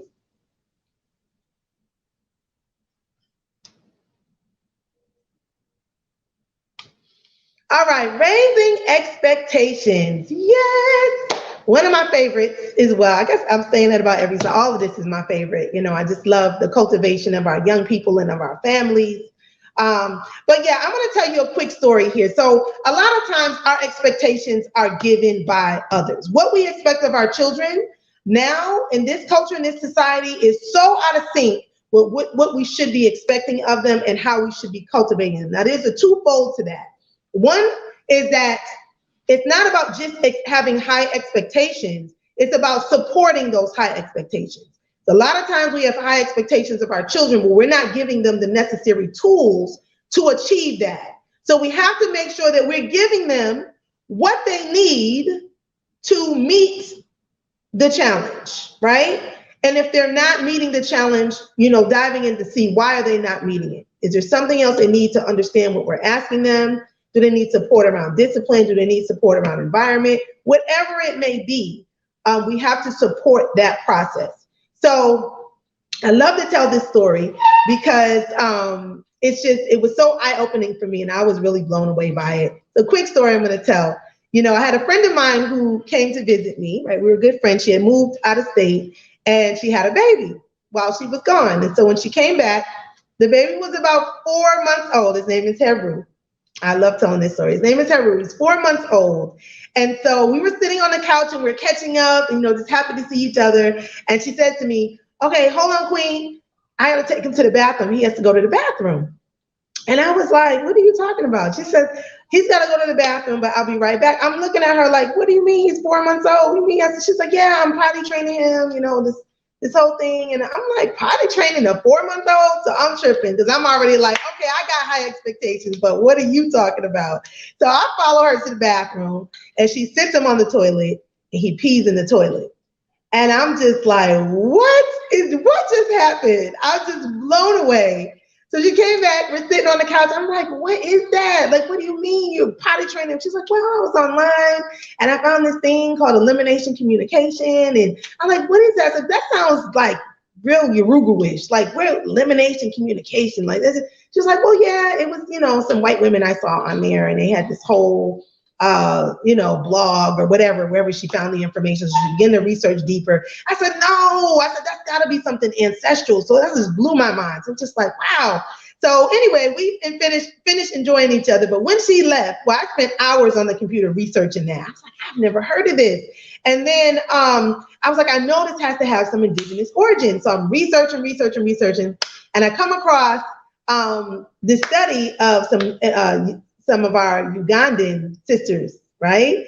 And it was a whole study about just that, about children being potty trained from birth and how this was the norm in Africa, right? Indigenously, not just in Africa, Australia, a lot of indigenous places, this was just the norm. And so, to see a baby come out, there was a communication, they called it communication because just like, our children we may know when they're hungry by a look on their face, because we're tuned into those signs and those signals. It's the same as that thing, right? There's communication that they give us that's their own unique communication where we can see that that's what they have to do. Oh, they're about to go to the bathroom. And sometimes if our children have diapers on even, We can look at them and be like, oh, they're about to move their bowels. They're about to go to the bathroom. I can tell they got that look. Well, but we never think to like, okay, if they're about to do that, let's go put them on the toilet. And so I said, wow, this is something that is just blowing my mind because, you know, it was given, the concept of potty training at 2 years old and beyond was given to us by this culture. It was given to us and we've accepted it. Most of us, that's not to say for all of us, but most of us have accepted that that's just the norm. That's just the way it goes, right? So when I began to look at our African people and our indigenous people around the world, you know, they would cue into those signs. Number one, it takes being attentive, right? Which is really important, being attentive to their needs. And so they would know when they had to go to the bathroom, they would just lay them on their legs. Like if your legs were straight out, they would lay, you know, the baby wouldn't have anything on, no diaper or anything, just lay them out and they would pee. And that was it. And they clean them up if they need to be cleaned up, or they move their bowels, whatever it is they have to do, clean them up and keep it moving. And after I thought about it, I said, have I ever seen any pictures of African women? You see all these beautiful pictures, right? Over on the continent, babies wrapped around. And I don't remember ever seeing a diaper. Like usually the babies don't have diapers on. They're naked and they're wrapped up. And the women are carrying, you know, going to get water and carrying it, or they're, you know, pounding yams or whatever it might be just in the village. But the children, I don't remember recalling one photo, and I'm sure a lot of you cannot either, of the children running around in a diaper, not a diaper, like a plastic diaper around them, right? And so I realized that this was just the expectation of our community. And it was a very high expectation, but no one looked at it as a high or a low expectation because it just was the norm. So it made me start thinking, well, what else is it that's the norm that we don't adhere to because we've been given all these other definitions of what our children should be doing, what milestones, at this age they should be doing that, at that age they should be doing that. We know as Nana Amos Wilson's work with Awakening the Genius that our children, and interestingly enough, that was a Ugandan study that he had in that book that talked about how our children were, you know, lifting up their head from the very beginning and looking around. I know that when my 10-year-old was born, he came out literally within 30 minutes. Every time someone spoke in the room, he would turn his head to see who is that talking within 30 minutes. So I can attest to Nana Amos Wilson's the study that he referenced, because it talked about how we walked early, we talked early, we, you know, with the seasoned environments, right? Our natural environment. And so a lot of that has eroded over time because we've adhered to all of these lower standards because we don't know who we are. When we're clear about who we are, then we can expect those things of our children. And that's why you see over on the continent, you'll see all types of things they're posting on Facebook about how the amazing things that this child is doing, and this child invented this, or the boy who harnessed the wind, and all this. This stuff is everyday occurrences over there. It's not an anomaly. It's not an exception, because they're in an environment, number one, where they can create and where they can think. And usually the ones who are not as involved in the indoctrinating education there tend to be the ones who do more of the creating, because they're not bogged down with all of those thoughts and ideas of what they should be doing. They're just doing. They're just growing. They're dealing with stage and not age. And I say that to all of you. Deal with your child's stage, not their age. Stages, you know, it just moves along nicely. Age, you know, when you're dealing with age, you say, oh, at 2, you got to do this. At 1, you're supposed to be doing this. And it's no, just let them develop naturally and nurture that. As you're nurturing it, they will develop at their own pace. So there's no ahead, there's no behind. Because if you tell your children, oh, you're ahead, then they get lazy or they get arrogant. You tell them they're behind, then you lower their self-esteem. They feel like I'm not as good as everyone else. But we're just on a journey of loving learning and moving that frequency and reward them over spoiling them. When you spoil, just think of the word spoiling. Like you just want to give them everything, and but giving them everything is taking away everything from them. It's taking away the essence of who they are. They become more materialistic. They're not willing to work for themselves. They're not appreciative. So spoiling them is just like it says, spoil them. They're spoiled rotten. Yeah, they're rotten if they're spoiled. They cannot be of service to the community if they don't have a mutual respect and appreciation for the things around them a mutual respect for what it means to earn and to work for and to put in some blood, sweat, and tears and to have certain discipline, and also to, you know, put off instant gratification. Because this liberation work is not about instant gratification. It's not going to happen overnight. One moment at a time, we are moving into that. So also, you know, our ancestral guide, you know, what are, you know, looking to our ancestors as our marker. You know, what is it that, what do we require? Because the way this system is all set up right now is it doesn't require really anything, but let's say, oh, go get a degree. But it doesn't require any type of character development, which is at the core, which should be at the core. Make sure you write down what are the character development traits you want to instill in your children and develop in your children. You got to have a list of that, because everything should feed right back into that. And our ancestral guide will talk about, you know, how do we interact with each other? What was the level of respect? How do we honor each other?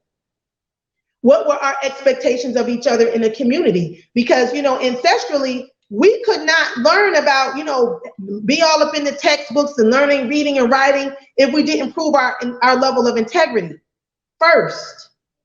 So there was the integrity piece, then you can learn all of this book stuff and all of this building and all this other things that need to be done in the community. You first had to pass that test.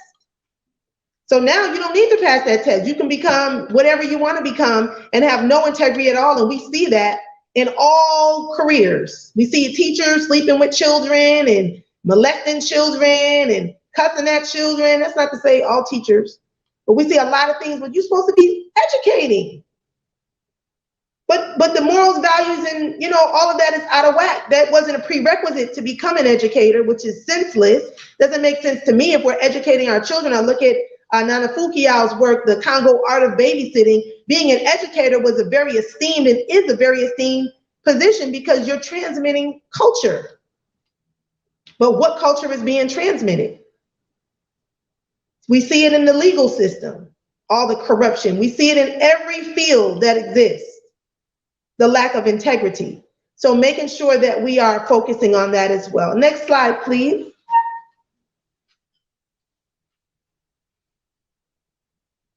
All right, this is a great one. The right socialization is pivotal. Why is it pivotal? I hear this a lot with being a homeschool parent. They say, well, you know, your children don't get to socialize. It's not the same thing. And what about socialization? And like, look, African people, we're the most social people on the planet. Come on, y'all. We're the most social people on the planet. The question is, do you want your children socializing with everybody? Because I don't want my children socializing with any and everybody.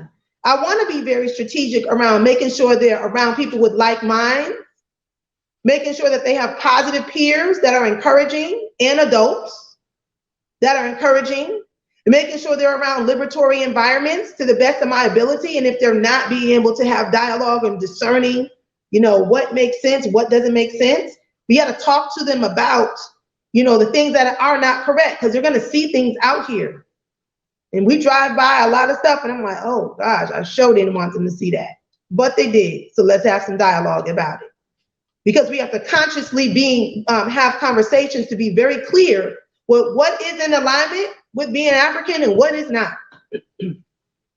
Like Baba Mwalimu Baruti says, he says you must be just as clear about what it means to be African and just as clear as what it means not to be African. So there's a clear, definitive line. There's no gray area. And, you know, understanding that there's still compassion in that.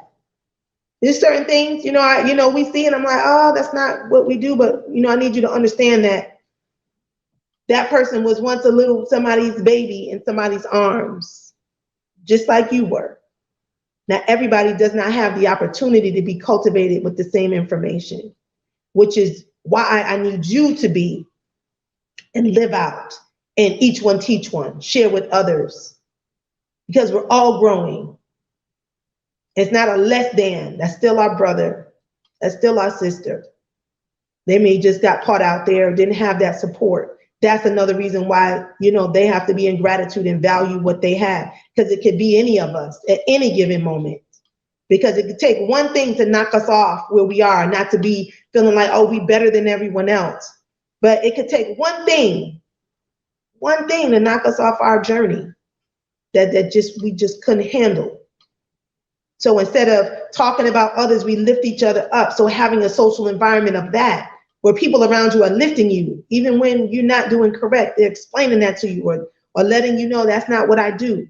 So that's important. So keeping our children in strategic environments. You want them socializing with like-minded families. If you don't socialize with like-minded families, their children are not going to be like-minded. And you can't expect anything else from our children. They're going to learn from their peers more than anything else. Okay, next slide, please.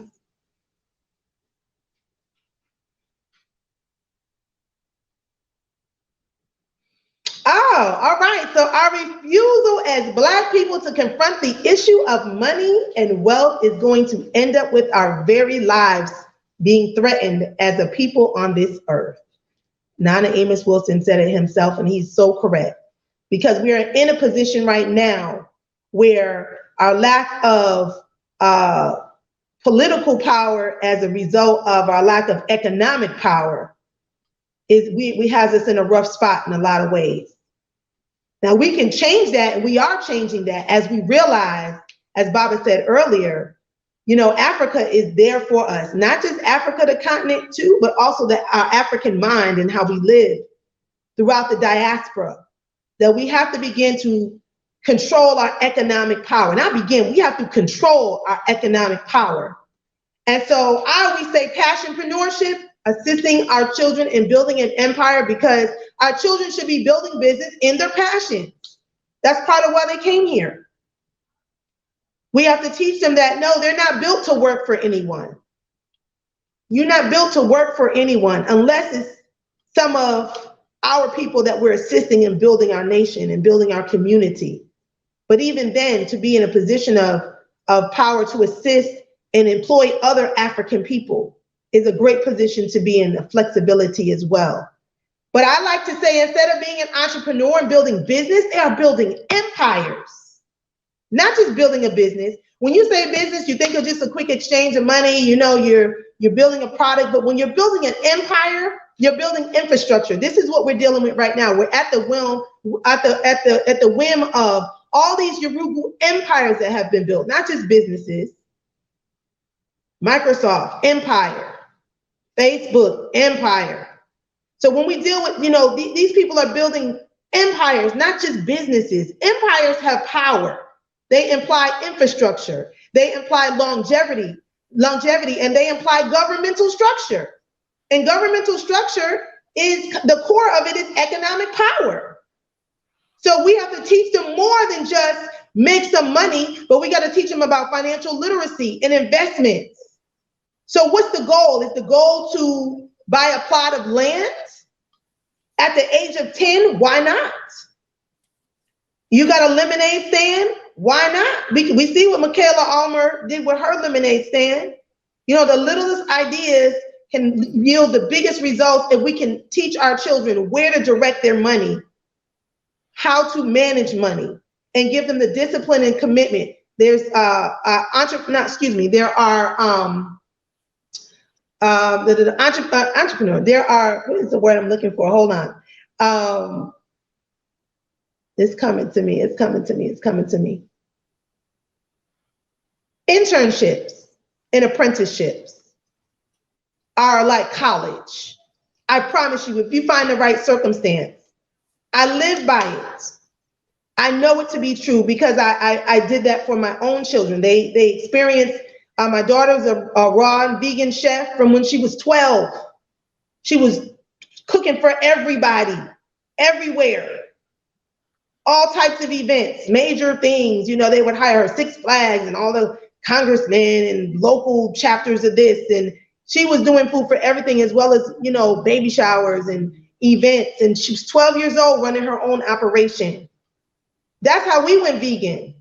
I was vegetarian and we went more vegan. The whole house she was just like locking it down. This is what we doing. She had a whole operation coming to the house, people picking up food and, you know, at 12, because she did an internship at Loving It Live. At 15, 16, she was the head chef at their restaurant in Atlanta, if you know the live food restaurant here. And my son, same thing. He studied. He was really into aviation and mechanics and stuff. He used to always take stuff apart and can't put it all the way back together. You know, that type of thing. I know some of y'all children be doing it. I'm like, what about these two screws? Oh, you don't need those. I'm like, but they were there. It's like, I could. But I noticed that he had a love for that, the science and technology. And so he had an internship that at a car mechanic shop, and a black-owned shop. And at first the brother was like, nah, I can't have him here. He's 12. It's a liability, because you will have to approach some people and kind of, you know, shift their mind a little bit about how this could be an asset. So not only they're helping another Black business, they're seeing how that business works. They're contributing to the success of that business. And from that, he then went into aviation. At 13, he started studying some aviation courses and classes at an all-Black institute. And by 16, he was a full-fledged pilot. He's 24 now. He's still a pilot. He's actually running a whole flight program now. So it is so like real, and it's not exceptional. I'm not saying it's to brag. When I'm saying it's not exceptional, it is the norm for us when we latch on to what it is that they've come here to do, and we nurture it and we cultivate it. When we see it in them, it's our job to go out and find the resources, find the people. I was always like, oh, I found so-and-so, he's a pilot, you can interview him. And he's like 19, 20 years old. And he's like, okay, well, what do I want to interview him from? I'm like, I don't know, just talk with him. You know, you're just coming up with whatever you can, because we may not know, we may not be well versed in what it is they do. But we can find articles, we can talk to people in the community, we can find classes, we can find books, we can find everything that's gonna let them know I support this, and, you know, help them dig their roots deeper, and just watch how the opportunities pop up. It's a natural thing. So they have to begin to use their investments and learn to invest first in themselves, the power of investing in themselves. Mm-hmm. And then that extends to others by investing in their knowledge, investing in their training. Some of the money they make, let them use that money to put themselves through certain programs. You don't use your money, you let them see, you know, let them lay out the ledgers and all of that. Okay, you're gonna use this amount to invest back in yourself, this amount to invest in buying some property, this amount that you can go spend, or however you want to lay it out. But it has to be some structure that leads to building an empire. Not just, this is cute, oh, they cute, they're selling some lemonade. We have to look at a bigger picture. All right, next slide. I think we're kind of that's the 15-minute, yeah. But I was just letting you know. But yeah, do your thing. Okay.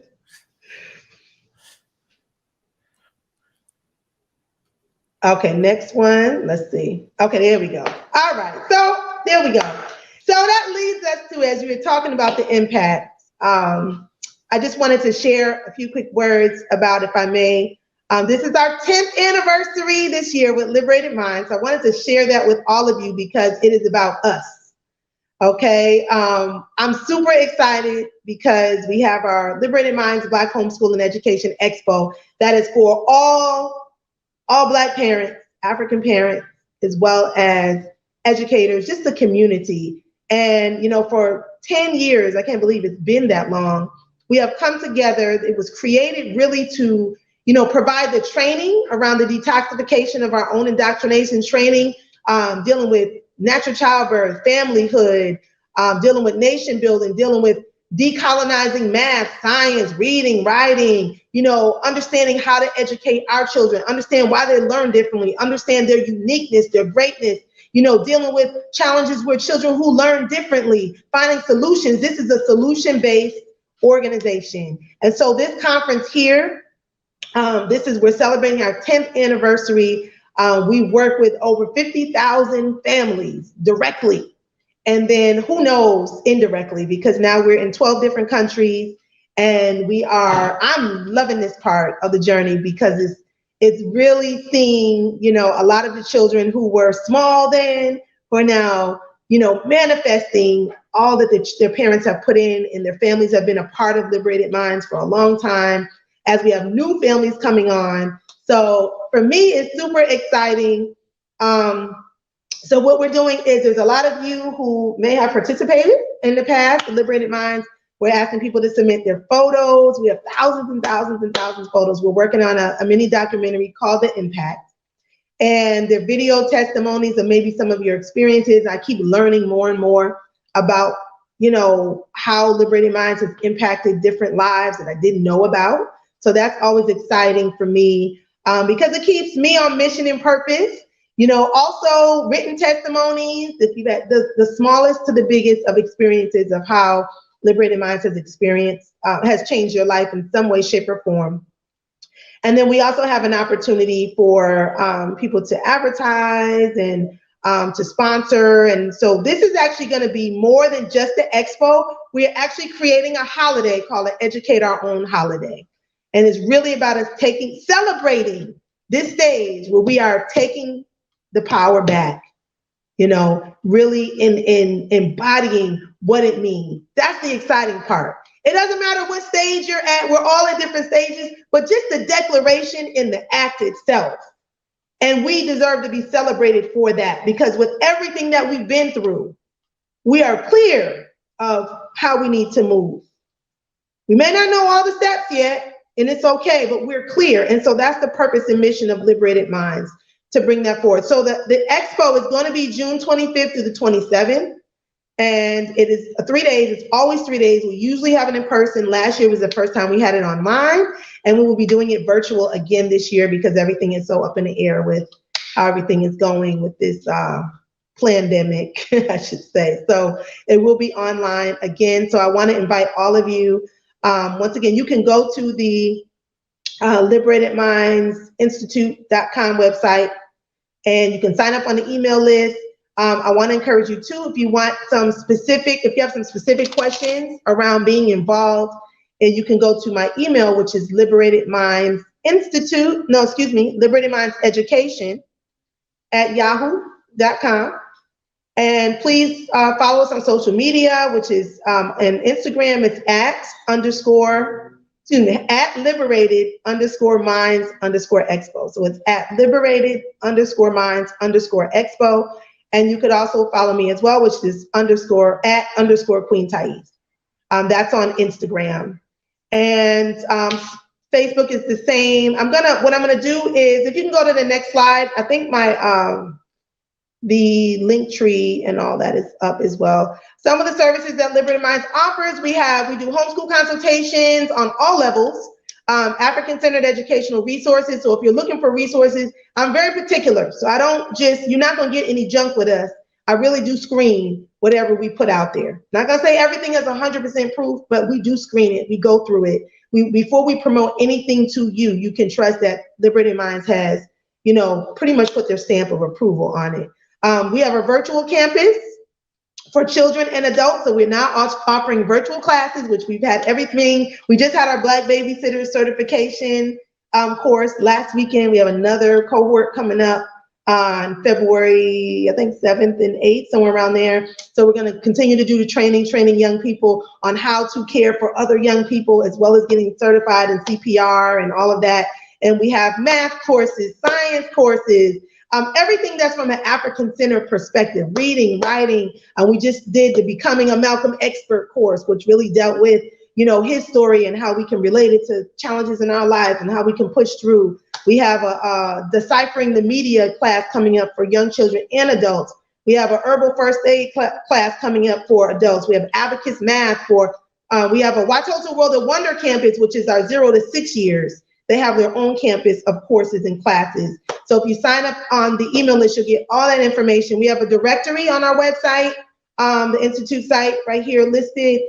That directory will give you information about some of the shows and the positive programming. Also, we have our magazine, which usually comes out annually, which is now going quarterly. So if you're interested in having one delivered to your door, not just through the internet, in your email, but to your door, something you can hold in your hand, a beautiful work of art with resources, articles, definitely let us know. We also have a homeschool collective. We do tutoring. We have a membership. We have a world schooling program. We have a multitude of events. The Liberated Minds Expo, the Children of the Sun Fest. We have a Watoto Kwanzaa Kwanzaa Jamboree, and so a host of other events that we do. Too many to run down right now. So those are some of our key events. Next slide, please. Okay, then personally, I do speaking, international speaking, as well as, I do speaking with different personal organizations. It just depends on whatever's needed. Black homeschooling education consulting. If you're not homeschooling, I still help, parents guide the process of their children. Curriculum architect, I help devise curriculums for personal people, also for institutes if you have a school or educational establishment, and also do help people create curriculums for some of the books and things that they have that they also want to build a curriculum with. I also do, I'm a Black homeschool resource specialist, so if you're just looking for resources and you need help finding resources, I do that as well, or I help to guide you with that. I facilitate workshops, and I do a lot of help, like staff development and things like that for different organizations that are looking to serve our African community. I also work with, if you have children who are young entrepreneurs and you just need some help navigating their journey, I do that as well. Homeschool planning professional, so planning your homeschool journey. So if it's something you want to, need some help just guiding around that process, I assist with that. And also mompreneur, we have a lot of moms and babas that also are looking to juggle being a parent and owning your own business as well. So that's been something I've been mastering for a minute. It's a lot of work. And so I do coaching with that as well as young people. So next slide, please. Oh, that's also my book. I have that book as well, which you can go to you can go to my personal site, which is queentaese.com, or you can go to liberatedmindsinstitute.com and you can find that book there as well. So next slide. I think it's just my contact. So those are all my contact information. Teamwork makes the red, black, and green work. So that's what this is all about, us coming together and building. Is nothing better than doing this as a collective. So I'm loving that aspect of what it means to be African, because we can do this together, supporting each other, loving on each other, and just make the journey full of joy, because sometimes it's just so much that drags us down. We lose the joy, we lose the essence of who we are. So my connection information is there. There's the link tree. The link tree has all of my, if you want something that's going to take you to all of the different websites and all the stuff that we're talking about, you can go to www.linktr.ee/Queen Taese, queentaese.com, of course, the liberatedmindsinstitute.com, and liberatedmindsexpo.com. And so the phone number also is on there, 678, and we're based in Atlanta, 678-368-8593. So I'm gonna stop right there and just give my gratitude for you listening. I'm sure I'm long-winded here. It's so and good. I feel like I have so much more to say, but it's all right. It's so good. It's so good. All right, listen. So what's happening right now is we've got Baba Sababu in the back, so he's waiting in the wing. So we look forward to hearing from Baba Sababu. But I do want to give you an opportunity to do the interactive thing. Yeah. Okay. So we'll do that now. So hold tight, Baba Sababu. I see you. Yeah. Thank you for joining us. Greetings, Baba Sababu. We're just gonna finish up with Queen Taese, and then we're gonna get to you shortly. Okay, Baba. So thank you for joining us. Right. So, kings and queens, the link is in the chat once again. So we're encouraging you to come forward and share in the interactive nature of this workshop with Queen Taese.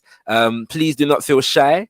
You know what I'm saying? Just put an extra rub of the shea butter, you know what I'm saying, on your face and everything there. And I'm sure all will be fine. Yeah, kings and queens, all right? I know people can be slow to do these things, isn't it? But it is a workshop. And this is in the spirit of Nana Amos Wilson as well. Yeah, he did say that we have to move beyond just doing lectures. Yeah.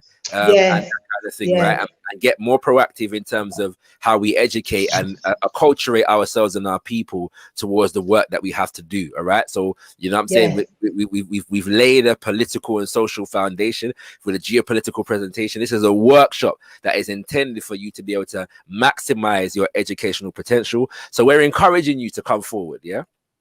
And when you come forward as well, please turn your camera on. You know what I'm saying? So we can see each other's face and interact in as much as the water may separate us and the government has us on lockdown for COVID, but at least we can see each other at these kinds of things. All right. So I'm gonna bring at least one person through who's here. So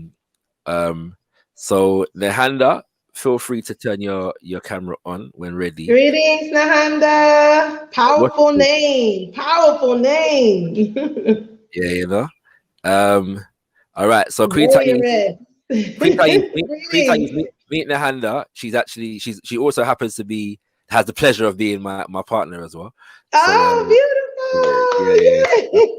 Very nice to meet you. Honor.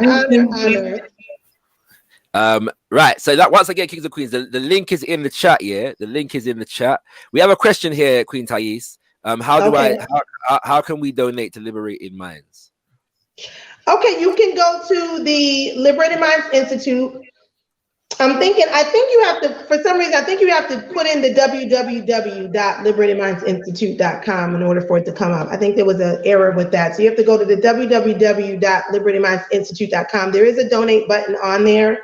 And we definitely appreciate all of your contributions because one of our things that we pride ourselves on is keeping things very affordable for people and being able to offer scholarships and things like that. So we have quite a few scholarships coming up right now from someone who donated and donated 10 scholarships for our campus, for our virtual campus for youth. So each and every dollar does count. So definitely that would be how you would donate. Thank you so much. That's a great question. All right, family, and we like those kind of questions around here. You know what I'm saying? As you were saying, sister, you know, we have to get, as Amos Wilson said, we have to deal with the money and the wealth thing. Absolutely, it's definitely real. Yes, indeed. You get me? Hey, I hear little people. Hey. All right, family. All right, sis. I'm gonna suggest that we just go ahead, yeah, and wait for people to come through. Yes. All right. Well, so go let ahead. me say something while you're waiting. I want to and because this is a workshop, I want you all to also, it's important that you write down your definition of success. You know, a lot of times when you want some cohesion in the household, especially between couples as well, you know, you can have a mother that has one definition and a father has another definition. It just goes awry, right? So as you are deciding how you're going to move forward with cultivating your children, it's important that you're on the same page.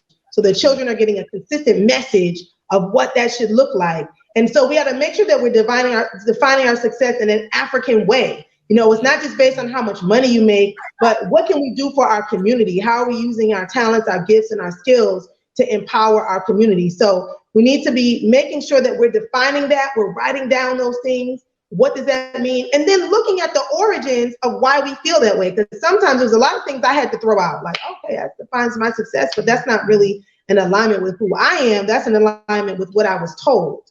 So you can begin to weed out the things that really are true success, you know, and the things that are just given to us by this capitalistic society.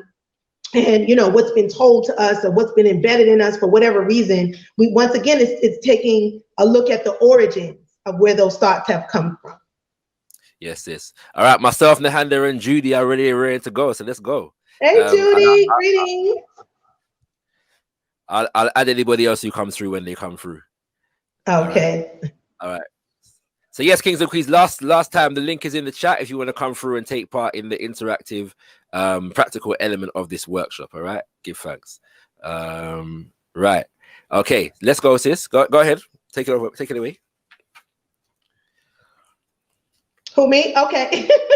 We're waiting on Judy. Okay, so I also want to just add there's other practices that I feel are very helpful in keeping balance in the home and giving our children an opportunity and an outlet. I said they're the tools that they can use when we won't be around, you know, when they have, you know, it's like we can't prepare them for in a way of knowing exactly everything they're going to have to go through, but there's tools that we can give them that they can always use no matter what, that are going to help bring balance and peace to their decision making and quality, you know, to their decision making. And some of those things are yoga and meditation that I definitely encourage. You know, the meditation just helps to bring balance and peace. And so those are tools that they can use in any circumstance of nervousness, of having to make, you know, quick decisions. Sometimes you gotta meditate through something in order to heal from something or to process something. And we know there's a lot of situations that we get in as a people because we don't take the moment to just think and meditate for a moment before we do. And then we find ourselves afterwards trying to unravel the situation that is just really traumatizing and tumultuous. So that is very important. The yoga also, not just with health-wise, but the spiritual aspect of, you know, tapping into our ancient culture and to our ancestral realm. Also the physical benefits of yoga. And then even if you don't have a class that you can take, if you go on our website, Liberated Minds Institute site, there's a page on there that deals with yoga and exercise and, you know, African dance. And there's some videos we have up there.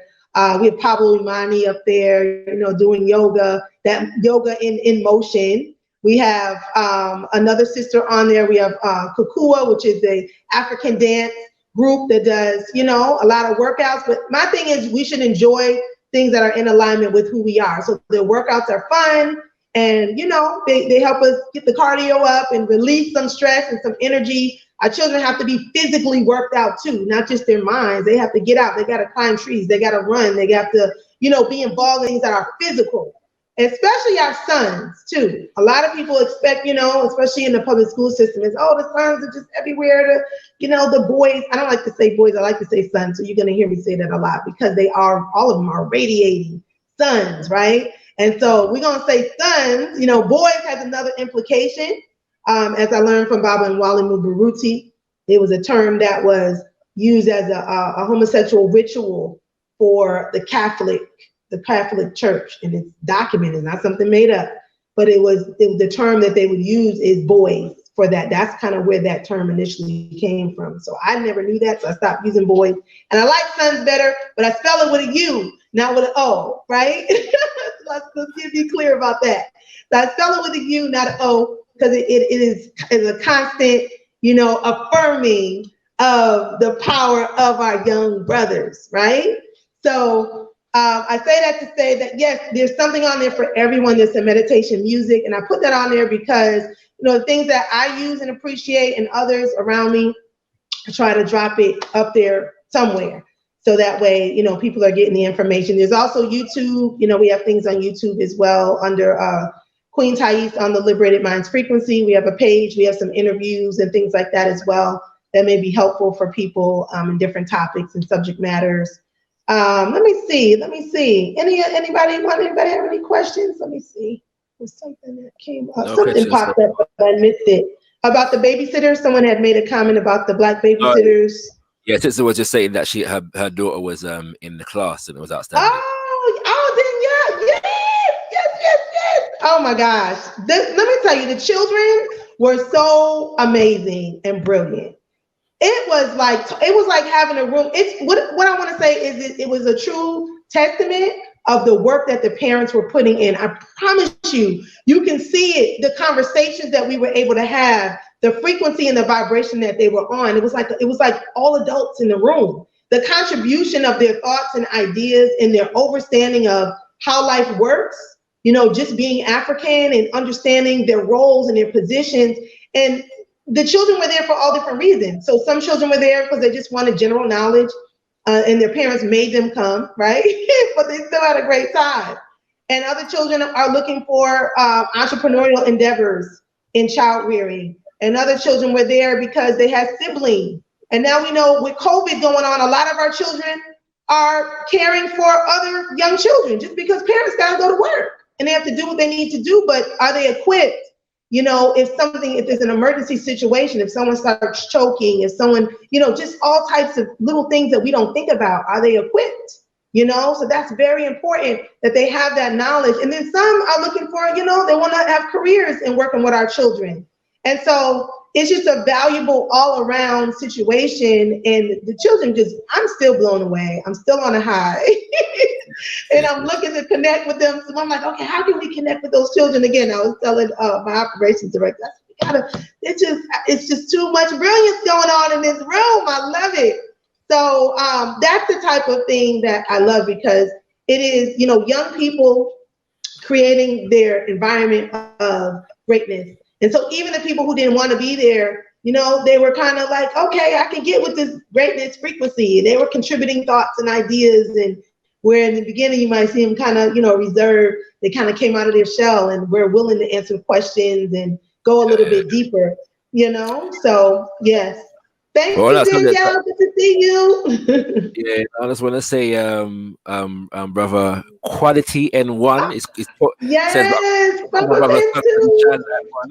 and I can harmonize with this quote, because this is a quote from the Wu-Tang, right? You know what I'm saying? So we just want to salute the Wu, you know what I'm saying?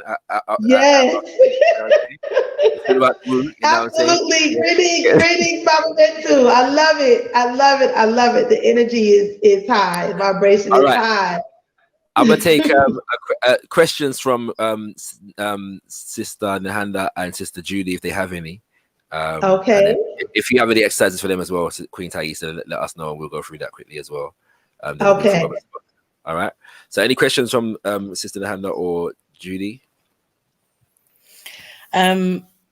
First, I'd like to say fantastic listening to you. It was a fantastic presentation.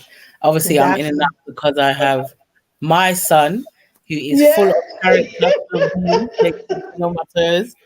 But it was wonderful, and I'm a little bit tired, but your energy is just consistent, radiating, and it was very powerful. There was a lot of powerful gems, lots of important information in there. And one of the main things I commit was organize, and that's my work in progress. But definitely, but one of the things which is, when you're talking about reinforcement in terms of one of the things I heard was the importance of character. I find we don't focus enough, and what was heartwarming for me hearing you with all your experience was saying that character is the core, is that root. And for me, I have a 17-year-old daughter, and we missed the babysitting course, but hopefully she'll be on the February one. Yes.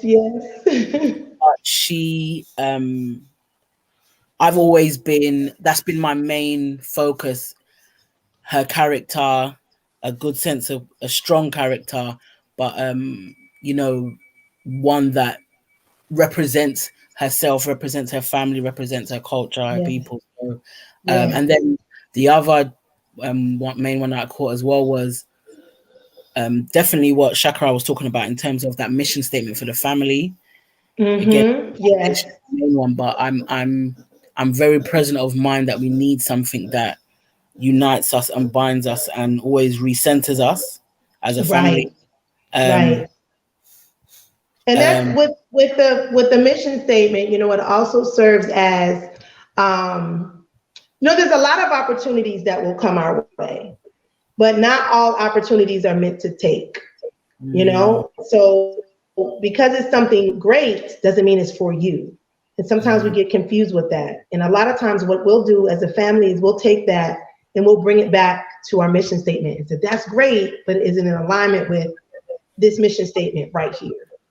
And sometimes it will be, and it's just a toss-up, like, do we do it? And we go to our ancestors, we get it figured out. However, sometimes it's just real clear, like, that's great, but it's just not in alignment with what we're doing right here at this core right now. And so it's an immediate throw out. So we know that, we give thanks for it. But there's a lot of opportunities sometimes that will take us off course in disguise that we feel like it's for us. Because you may have 10 opportunities that come in a day, but you can take 2. How do you discern which one is best? Sometimes you can discern through your mission statement to see, is it in alignment? Give thanks for that. But I say that to say that, like I said, and the environment conversation as well. I love that. I was on my journey, I was fortunate to join an organization, and they had a lot of what you were saying, all encompassing in terms of, Saturday school. And I was able to cultivate my daughter's peer group through that. And she still has it.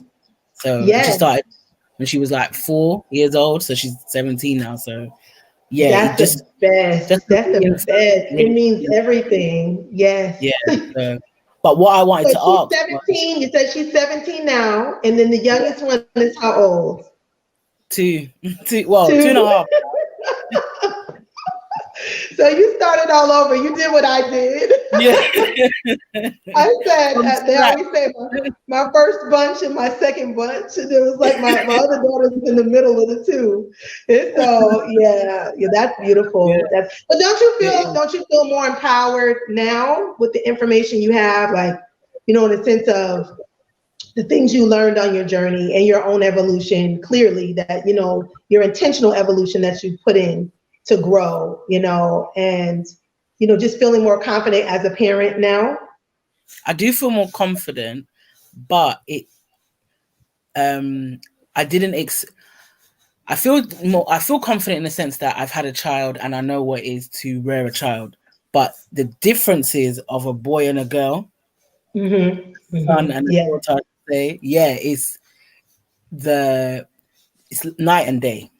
It is. It really is. Yes. Yeah. And I'll tell you, the sons, most of them, not all of them, but I know my last, they always say the last one is the one that's the most challenging, right? My 7-year-old, he is like, he goes to bed on 100, he wakes up on 100. I'm like, woo, okay, like, what we doing? Okay, I'm like, okay, wind down. So it's like, I have to constantly be creative, giving him things to do that are constructive, or he will be destructive. Right? It's like, okay, let's build, looking for things. So when we're thinking about toys, I'm gonna let y'all know, always get things where they're building. There's a purpose to it. They're building, they're creating, they're learning, because their minds need to be worked out, right? They really need to be worked out and exercised in order to keep it constructive. But also their bodies, like, he climbs trees, he's just everywhere, nonstop. So I give him those outlets to do that, so that way when we're in the inside space, it's not so, so it doesn't get so crazy, because otherwise we're constantly stifling them. Sit down, do this, don't do that, and that goes against their nature too. You don't want to douse out their fire. You just want to you want to steer it. You want to definitely steer where it goes. Very quickly, family. We've got Baba Sababu waiting, so I'm gonna put a 15-minute on this. Yeah. Okay. So that we can respect our Baba's time as well, and I know people are gonna want to hear from him as well, right? So stay. Yeah. So we got another 15 minutes. So feel free to run through. Sister Judy's here. So I don't know if you want to. All right. Sister Judy, greetings. Good morning, everyone. Okay. Good morning. I'm well. Okay. Good to see you. Good to see you again too. I met you in Atlanta, and did you? Before at the Black the convention buyers. I can't think of the name of it right now. It'll come to me. Okay. But at any rate, I am a educator. I'm here in Atlanta, not far from you. Okay. And I have been able to connect a lot of dots following you and your presentations with others. Yes. It helped me understand why we think the way we think, where we came from. You got to know where you came from. So it has been a blessing, answered a lot of questions. Things are coming full circle for me. And I plan to work with you in the future. Yes, I would love that. I'm in the amen corner. What you all said is very relevant, very true. I use those same strategies. I arm my left brain son with Legos when he was young. And he dealt with those quite a bit. Yeah. Okay. Got his doctorate in computer sciences. So I'm here to learn and to pay it forward with teaching and connect the dots. Yes, yes. And we need you so much because yes, it is. Right. It's just pivotal, your role, you know, and it's so much deeper than what this society attaches to being an educator, right? It's so much deeper when you understand your culture, because it's more of it's a spiritual connection. It's not just a job or something. It is. And a lot of our children are lacking that spiritual love. You know, there's all these conditions attached to it. If we don't know who we are, you know, there's all these, well, you know, if you act right, if you do this, if you get your homework in, if you know, then, but a lot of some children just need the love alone, just that love, that embracing, you know, and that in itself is more than what they may be getting at home, you know, and that may be the tool or the key to unlock their openness to information and to knowledge, and knowing that, you know, you understand that role. And it's more than just, you know, imparting information. It's a transmission of culture and our lifestyle. And, you know, it's instilling confidence. It's changing the whole trajectory of that child's life, each and every child that you work with. So I honor you, and I appreciate, you know, the work that you do. And I would love to connect. Absolutely. Yeah. That's what this is all about. I honor you all and what you all are doing. I honor the way the parents come in and respond and take part. I really appreciate that. So I am open and looking forward to moving forth with you. You have my information. It's probably in a bag somewhere, but this is awesome. Well, make sure you email it. If you can email it to me again at the Liberated Minds Education at Yahoo. Liberated Minds Education at Yahoo. And I definitely will reach out. We can talk soon. Okay, sure. Yes, I look forward to it. Oh, there he is. Nehanda, you had a question as well. Did you Thank you, Mama. Oh, she seems to have frozen. Nehanda seems to have frozen. Give thanks, Sister Judy, for coming through. We appreciate. Yes. Right. Nehanda, do you have a question? I think she's frozen. Oh, that's an inopportune moment to freeze. All right. You know, I'm going to use this. I want to share my, because you said you wanted us to share the what we wrote down earlier, right? Mm-hmm. Is that what you said? Yeah. In terms of, because when you asked us to do that 2-minute exercise when we was writing down some goals, yeah? Yes, so I would love to hear it. Yes. I'm going to quickly say what I had written down while Nehanda unfreezes herself. Awesome. But it says, so I've got, first of all, like non-negotiable, yeah. African-centered spiritual, political, cultural foundation. It's non-negotiable. A scientific appreciation for life, and I mean that in two senses. One, in terms of how one approaches life in general. Like Marcus Mazai Garvey spoke about the science of success, or a scientific approach to life. But also, I mean that literally in terms of understanding, you know, scientific development from, you know, what's physics, chemistry, and biology, so to speak. Then what's it? A well-established physical connection with the motherland. Yeah, I want my children to know Africa. Yeah. Yeah. So we're trying to work it out with the older one and the young one at the moment, in terms of, you know, getting them acculturated in that kind of way. Right. What's it called? So I can't read my old handwriting now. A commitment to add more branches to the tree, yeah, by building an African family. This is not negotiable. Yeah? Like, you know what I'm saying? Yeah, you must get married and have picnic, yeah. You know what I'm saying? Basically, you must get married and have children. And to harmonize as a family, all of us, to harmonize our economic endeavors and support each other by contributing to a collective mission. So everyone's got their thing, but we've got to see how we can make it up. I love that piece. That's a piece that sometimes we miss out on, I think, you know, in terms of, you know, collectively helping each other So I know with each of our entrepreneurial endeavors in the family, it was required that we all assisted the next one. My daughter had her catering. All of us would assist. And my son was, involved in, some different activities with agriculture and things. We all would go and assist. It shows that there's family support for everybody's divine purpose. So that's a great, great one. Yes. And I've got to make an African language the primary language of the home. Yeah.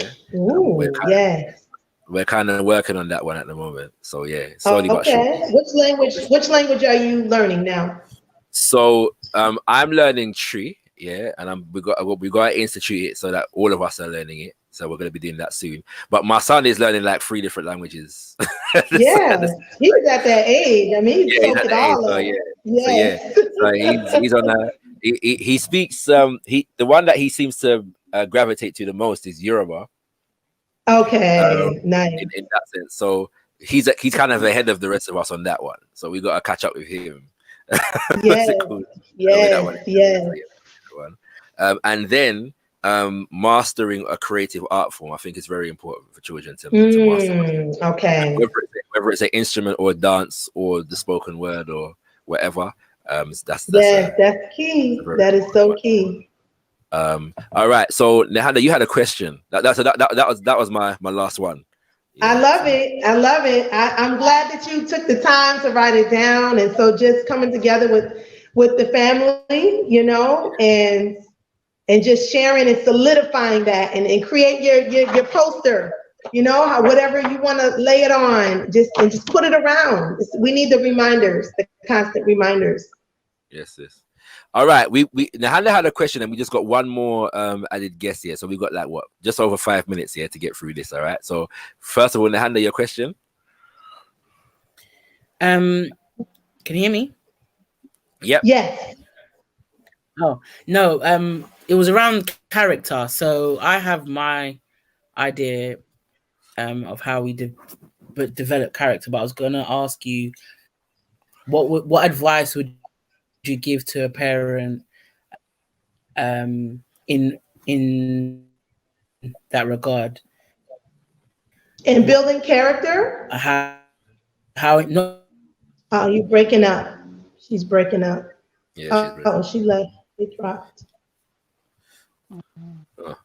Okay. Well, until the return, we'll go to is it Deirdre? Yes. Deirdre. Oh, is that Deirdre? How you doing? Good. How are you? Good. How are the sons? They are doing well. They're full of energy. Yes, they're doing what they're supposed to do. Exactly. Thank you for sharing everything, and thank you for being a wonderful educator for my sons. I'm super excited about having them in your classes, and they love your classes. Yes. It's my honor. Yes. Hey, how you doing? Is that Malachi? Hi. Okay, that was Malachi. Greetings. You too. Yes. So that my question is, as a single mom, and with a lot of our relations strained between Black men and Black women, in this colonized place, and all the struggles that we go through, and trying to understand one another and support one another in the best ways we know how, but sometimes that gets a little bit tense. So with raising 2 sons, do you have advice that you can give when, like, maybe a lot of my interactions, I'll just speak for myself personally, with my brothers who have become full-on adult, men, has been a bit strained. Yes. And so I don't want to bring that energy to my sons. And I want to encourage them to not only know how to take care of their children, but also, when they get older, but also how to interact with women in with Black women in a loving way when they get older. Right. So not wanting to pass along the trauma that you had onto them unconsciously. Right. Or them just absorbing it through society, you know, like because a lot of the messages that they get from other men, you know, older men who may have been trained up in a certain way of this is how women are supposed to be, and you know, and it's not the healthiest of ideas either. So how do I have advice on that? It's several different things that I can think of. Number one, I would say, you know, try to seek out it doesn't have to, sometimes we feel like it has to be a lot of people, but it's not about a lot of people, it's about quality men.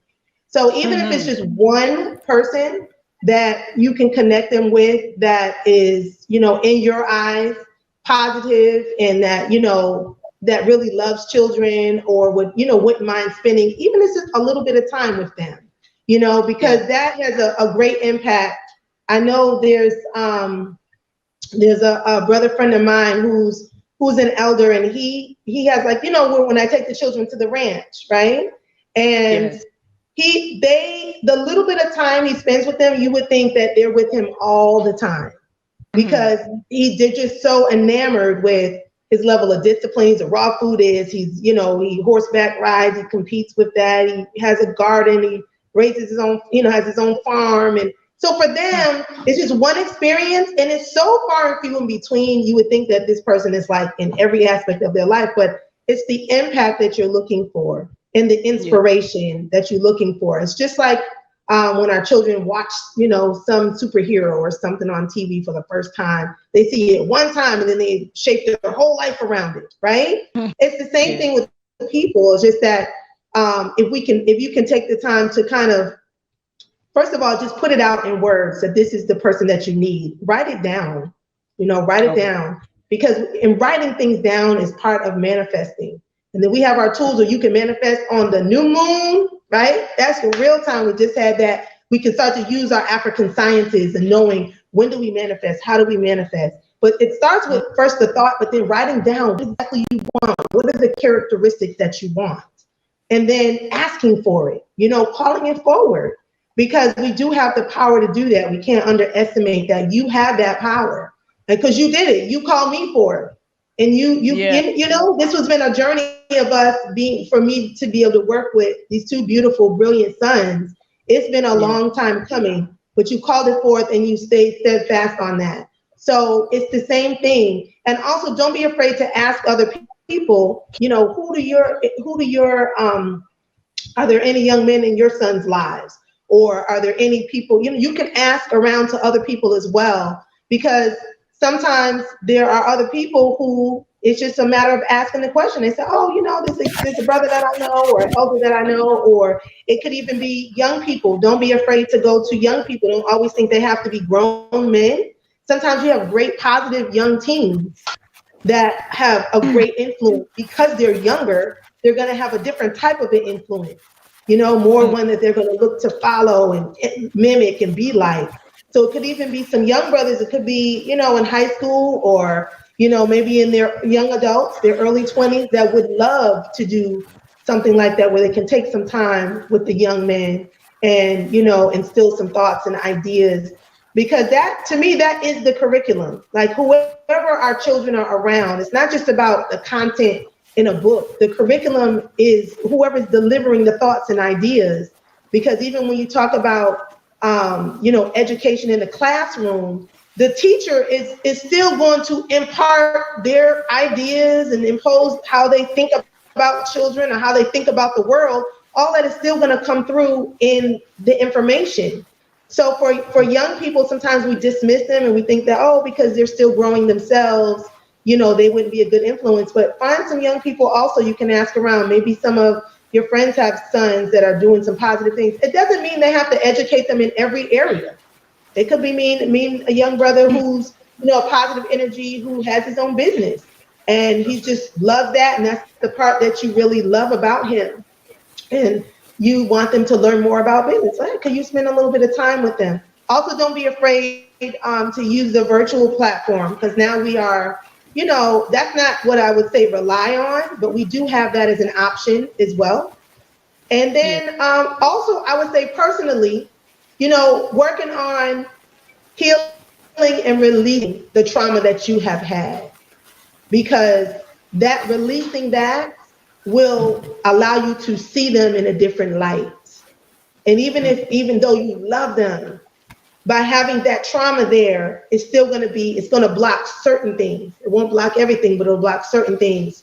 So putting yourselves in healing situations, and I can talk with you more about that too, because there's several people that I've connected with that I just know, love, and trust and adore. Because I will say, in this day and age, we have so many people that are self-proclaimed and all of that stuff, right? That just really are not qualified. But there's certain people that really are serious about what they do and about the healing of our people. And so those are the people you want to make sure that you're connecting with. So we can definitely build more around that, because the trauma that we have, if we don't deal with it, all of us have trauma in some way, shape, or form. We can't not have trauma. If you're telling yourself you don't, you're lying to yourself. For everybody on this right here today, that we all have certain traumas that we have to heal from and release. If we don't release it and evolve and grow from it, it becomes toxic in our body, and it becomes toxic in our relationships. And so relationships, yes, with everyone who is in our life. And our children, of course, we don't want to pass those things on to them. I worked very hard at that as well, coming out of a relationship that was, you know, traumatic for me in its own way, you know, and being able to release a lot of that, because the joy that I see in, you know, my children is, I want to see just pure joy. I don't want to look at them in any other way than just that. So it's constant work, because there's constant things in our environment that are telling us differently, right? And the fact that you're even asking that question means you're more than ready. So let's definitely have some more dialogue about that. We can do that as early as tomorrow and just have some brief dialogue, and I can point you in some different directions. And there's a lot of healing circles now for us sisters that are genuine healing circles. You know, I've been involved in a few that are just really genuine and loving, you know, and not cliquish, you know, some of the other stuff they have going on, I don't know. But I try to really gravitate towards those type of people and that type of energy, because it's constant work. And you're doing a great job. You know, you're doing a great job. And I know your story. I know you're juggling a lot of different things, including caring for your mom and a lot. So there's a lot that we all take on. We're not built to do it by ourselves. We can't do it by ourselves. We're not meant to do it by ourselves. And if we try to, it will literally kill us. It will literally kill us. We're not meant to. And not to mention, we're dealing with all this extra burden of everything that's happening right now, you know? Yes. So those are the things I would suggest from the jump. And, you know, utilizing the resources we have right around us, because there's so much beauty in our community. They tell us differently. What there really is, we just have to be discerning, because I don't want everybody in the village, in my village. But we can pick and choose who we feel is, you know, qualified. We have to. Family, I appreciate that. Yeah, that was a powerful question and a necessary one. You know, it's a part of the process. We do need to move on, however. I do want to respect Elder Sababu's time. And with that, I'm going to thank Queen Taese, abundantly for this contribution to our proceedings. And for taking I want to thank you. I want to thank this whole platform, everyone here, and the work that you do, Baba Shakara, is, you know, I'm so glad that we finally made that connection. And yes. I mean, it's the work just is infinite. It just goes on and on and on and on. And this is, you know, it's real. It's the real stuff. And it's your heart and soul that makes it real, and your passion, your commitment. And now I see your compliment. So I'm like, okay, I'm seeing how all this pieces together and the greatness of, you know, I'm loving it. So I just appreciate, you know, you, your family, and I'm always there to be a part of whatever you need me to do. And and let's just continue forward. So I give thanks for you, Mama Judy, and you, Sister Deidre, and everyone else who came on sharing.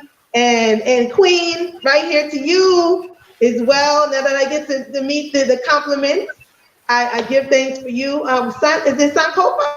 Okay, Sankofa Rising. I give thanks. I give thanks for this experience. Yes, and I want to just, Nana Amos, I love you. I just want to send that gratitude because, like, I literally was in tears when I got that email. I promise you, when you sent me that email, because what it did for me, it was a 360 of honoring, his work, and which is what I spoke that I would always do. So this is just an extension of that. So I'm going to be quiet. I love you all. And because I know Baba Sababu has just amazing things to say as well. And just want to say Madasi, Asante Sana. Yes, thank you very much. It's Madasi. And everything that you said, I reflect to you a millionfold. You know that already. So we give thanks. And I'm sure like half the audience dropped off their chair when you said you had a 24-year-old. Yes, I do. And believe me, I have my children at 25, 24. I was 25 years old when I first one. But man, yeah. That's it. And by the way, we gotta get red, black, green.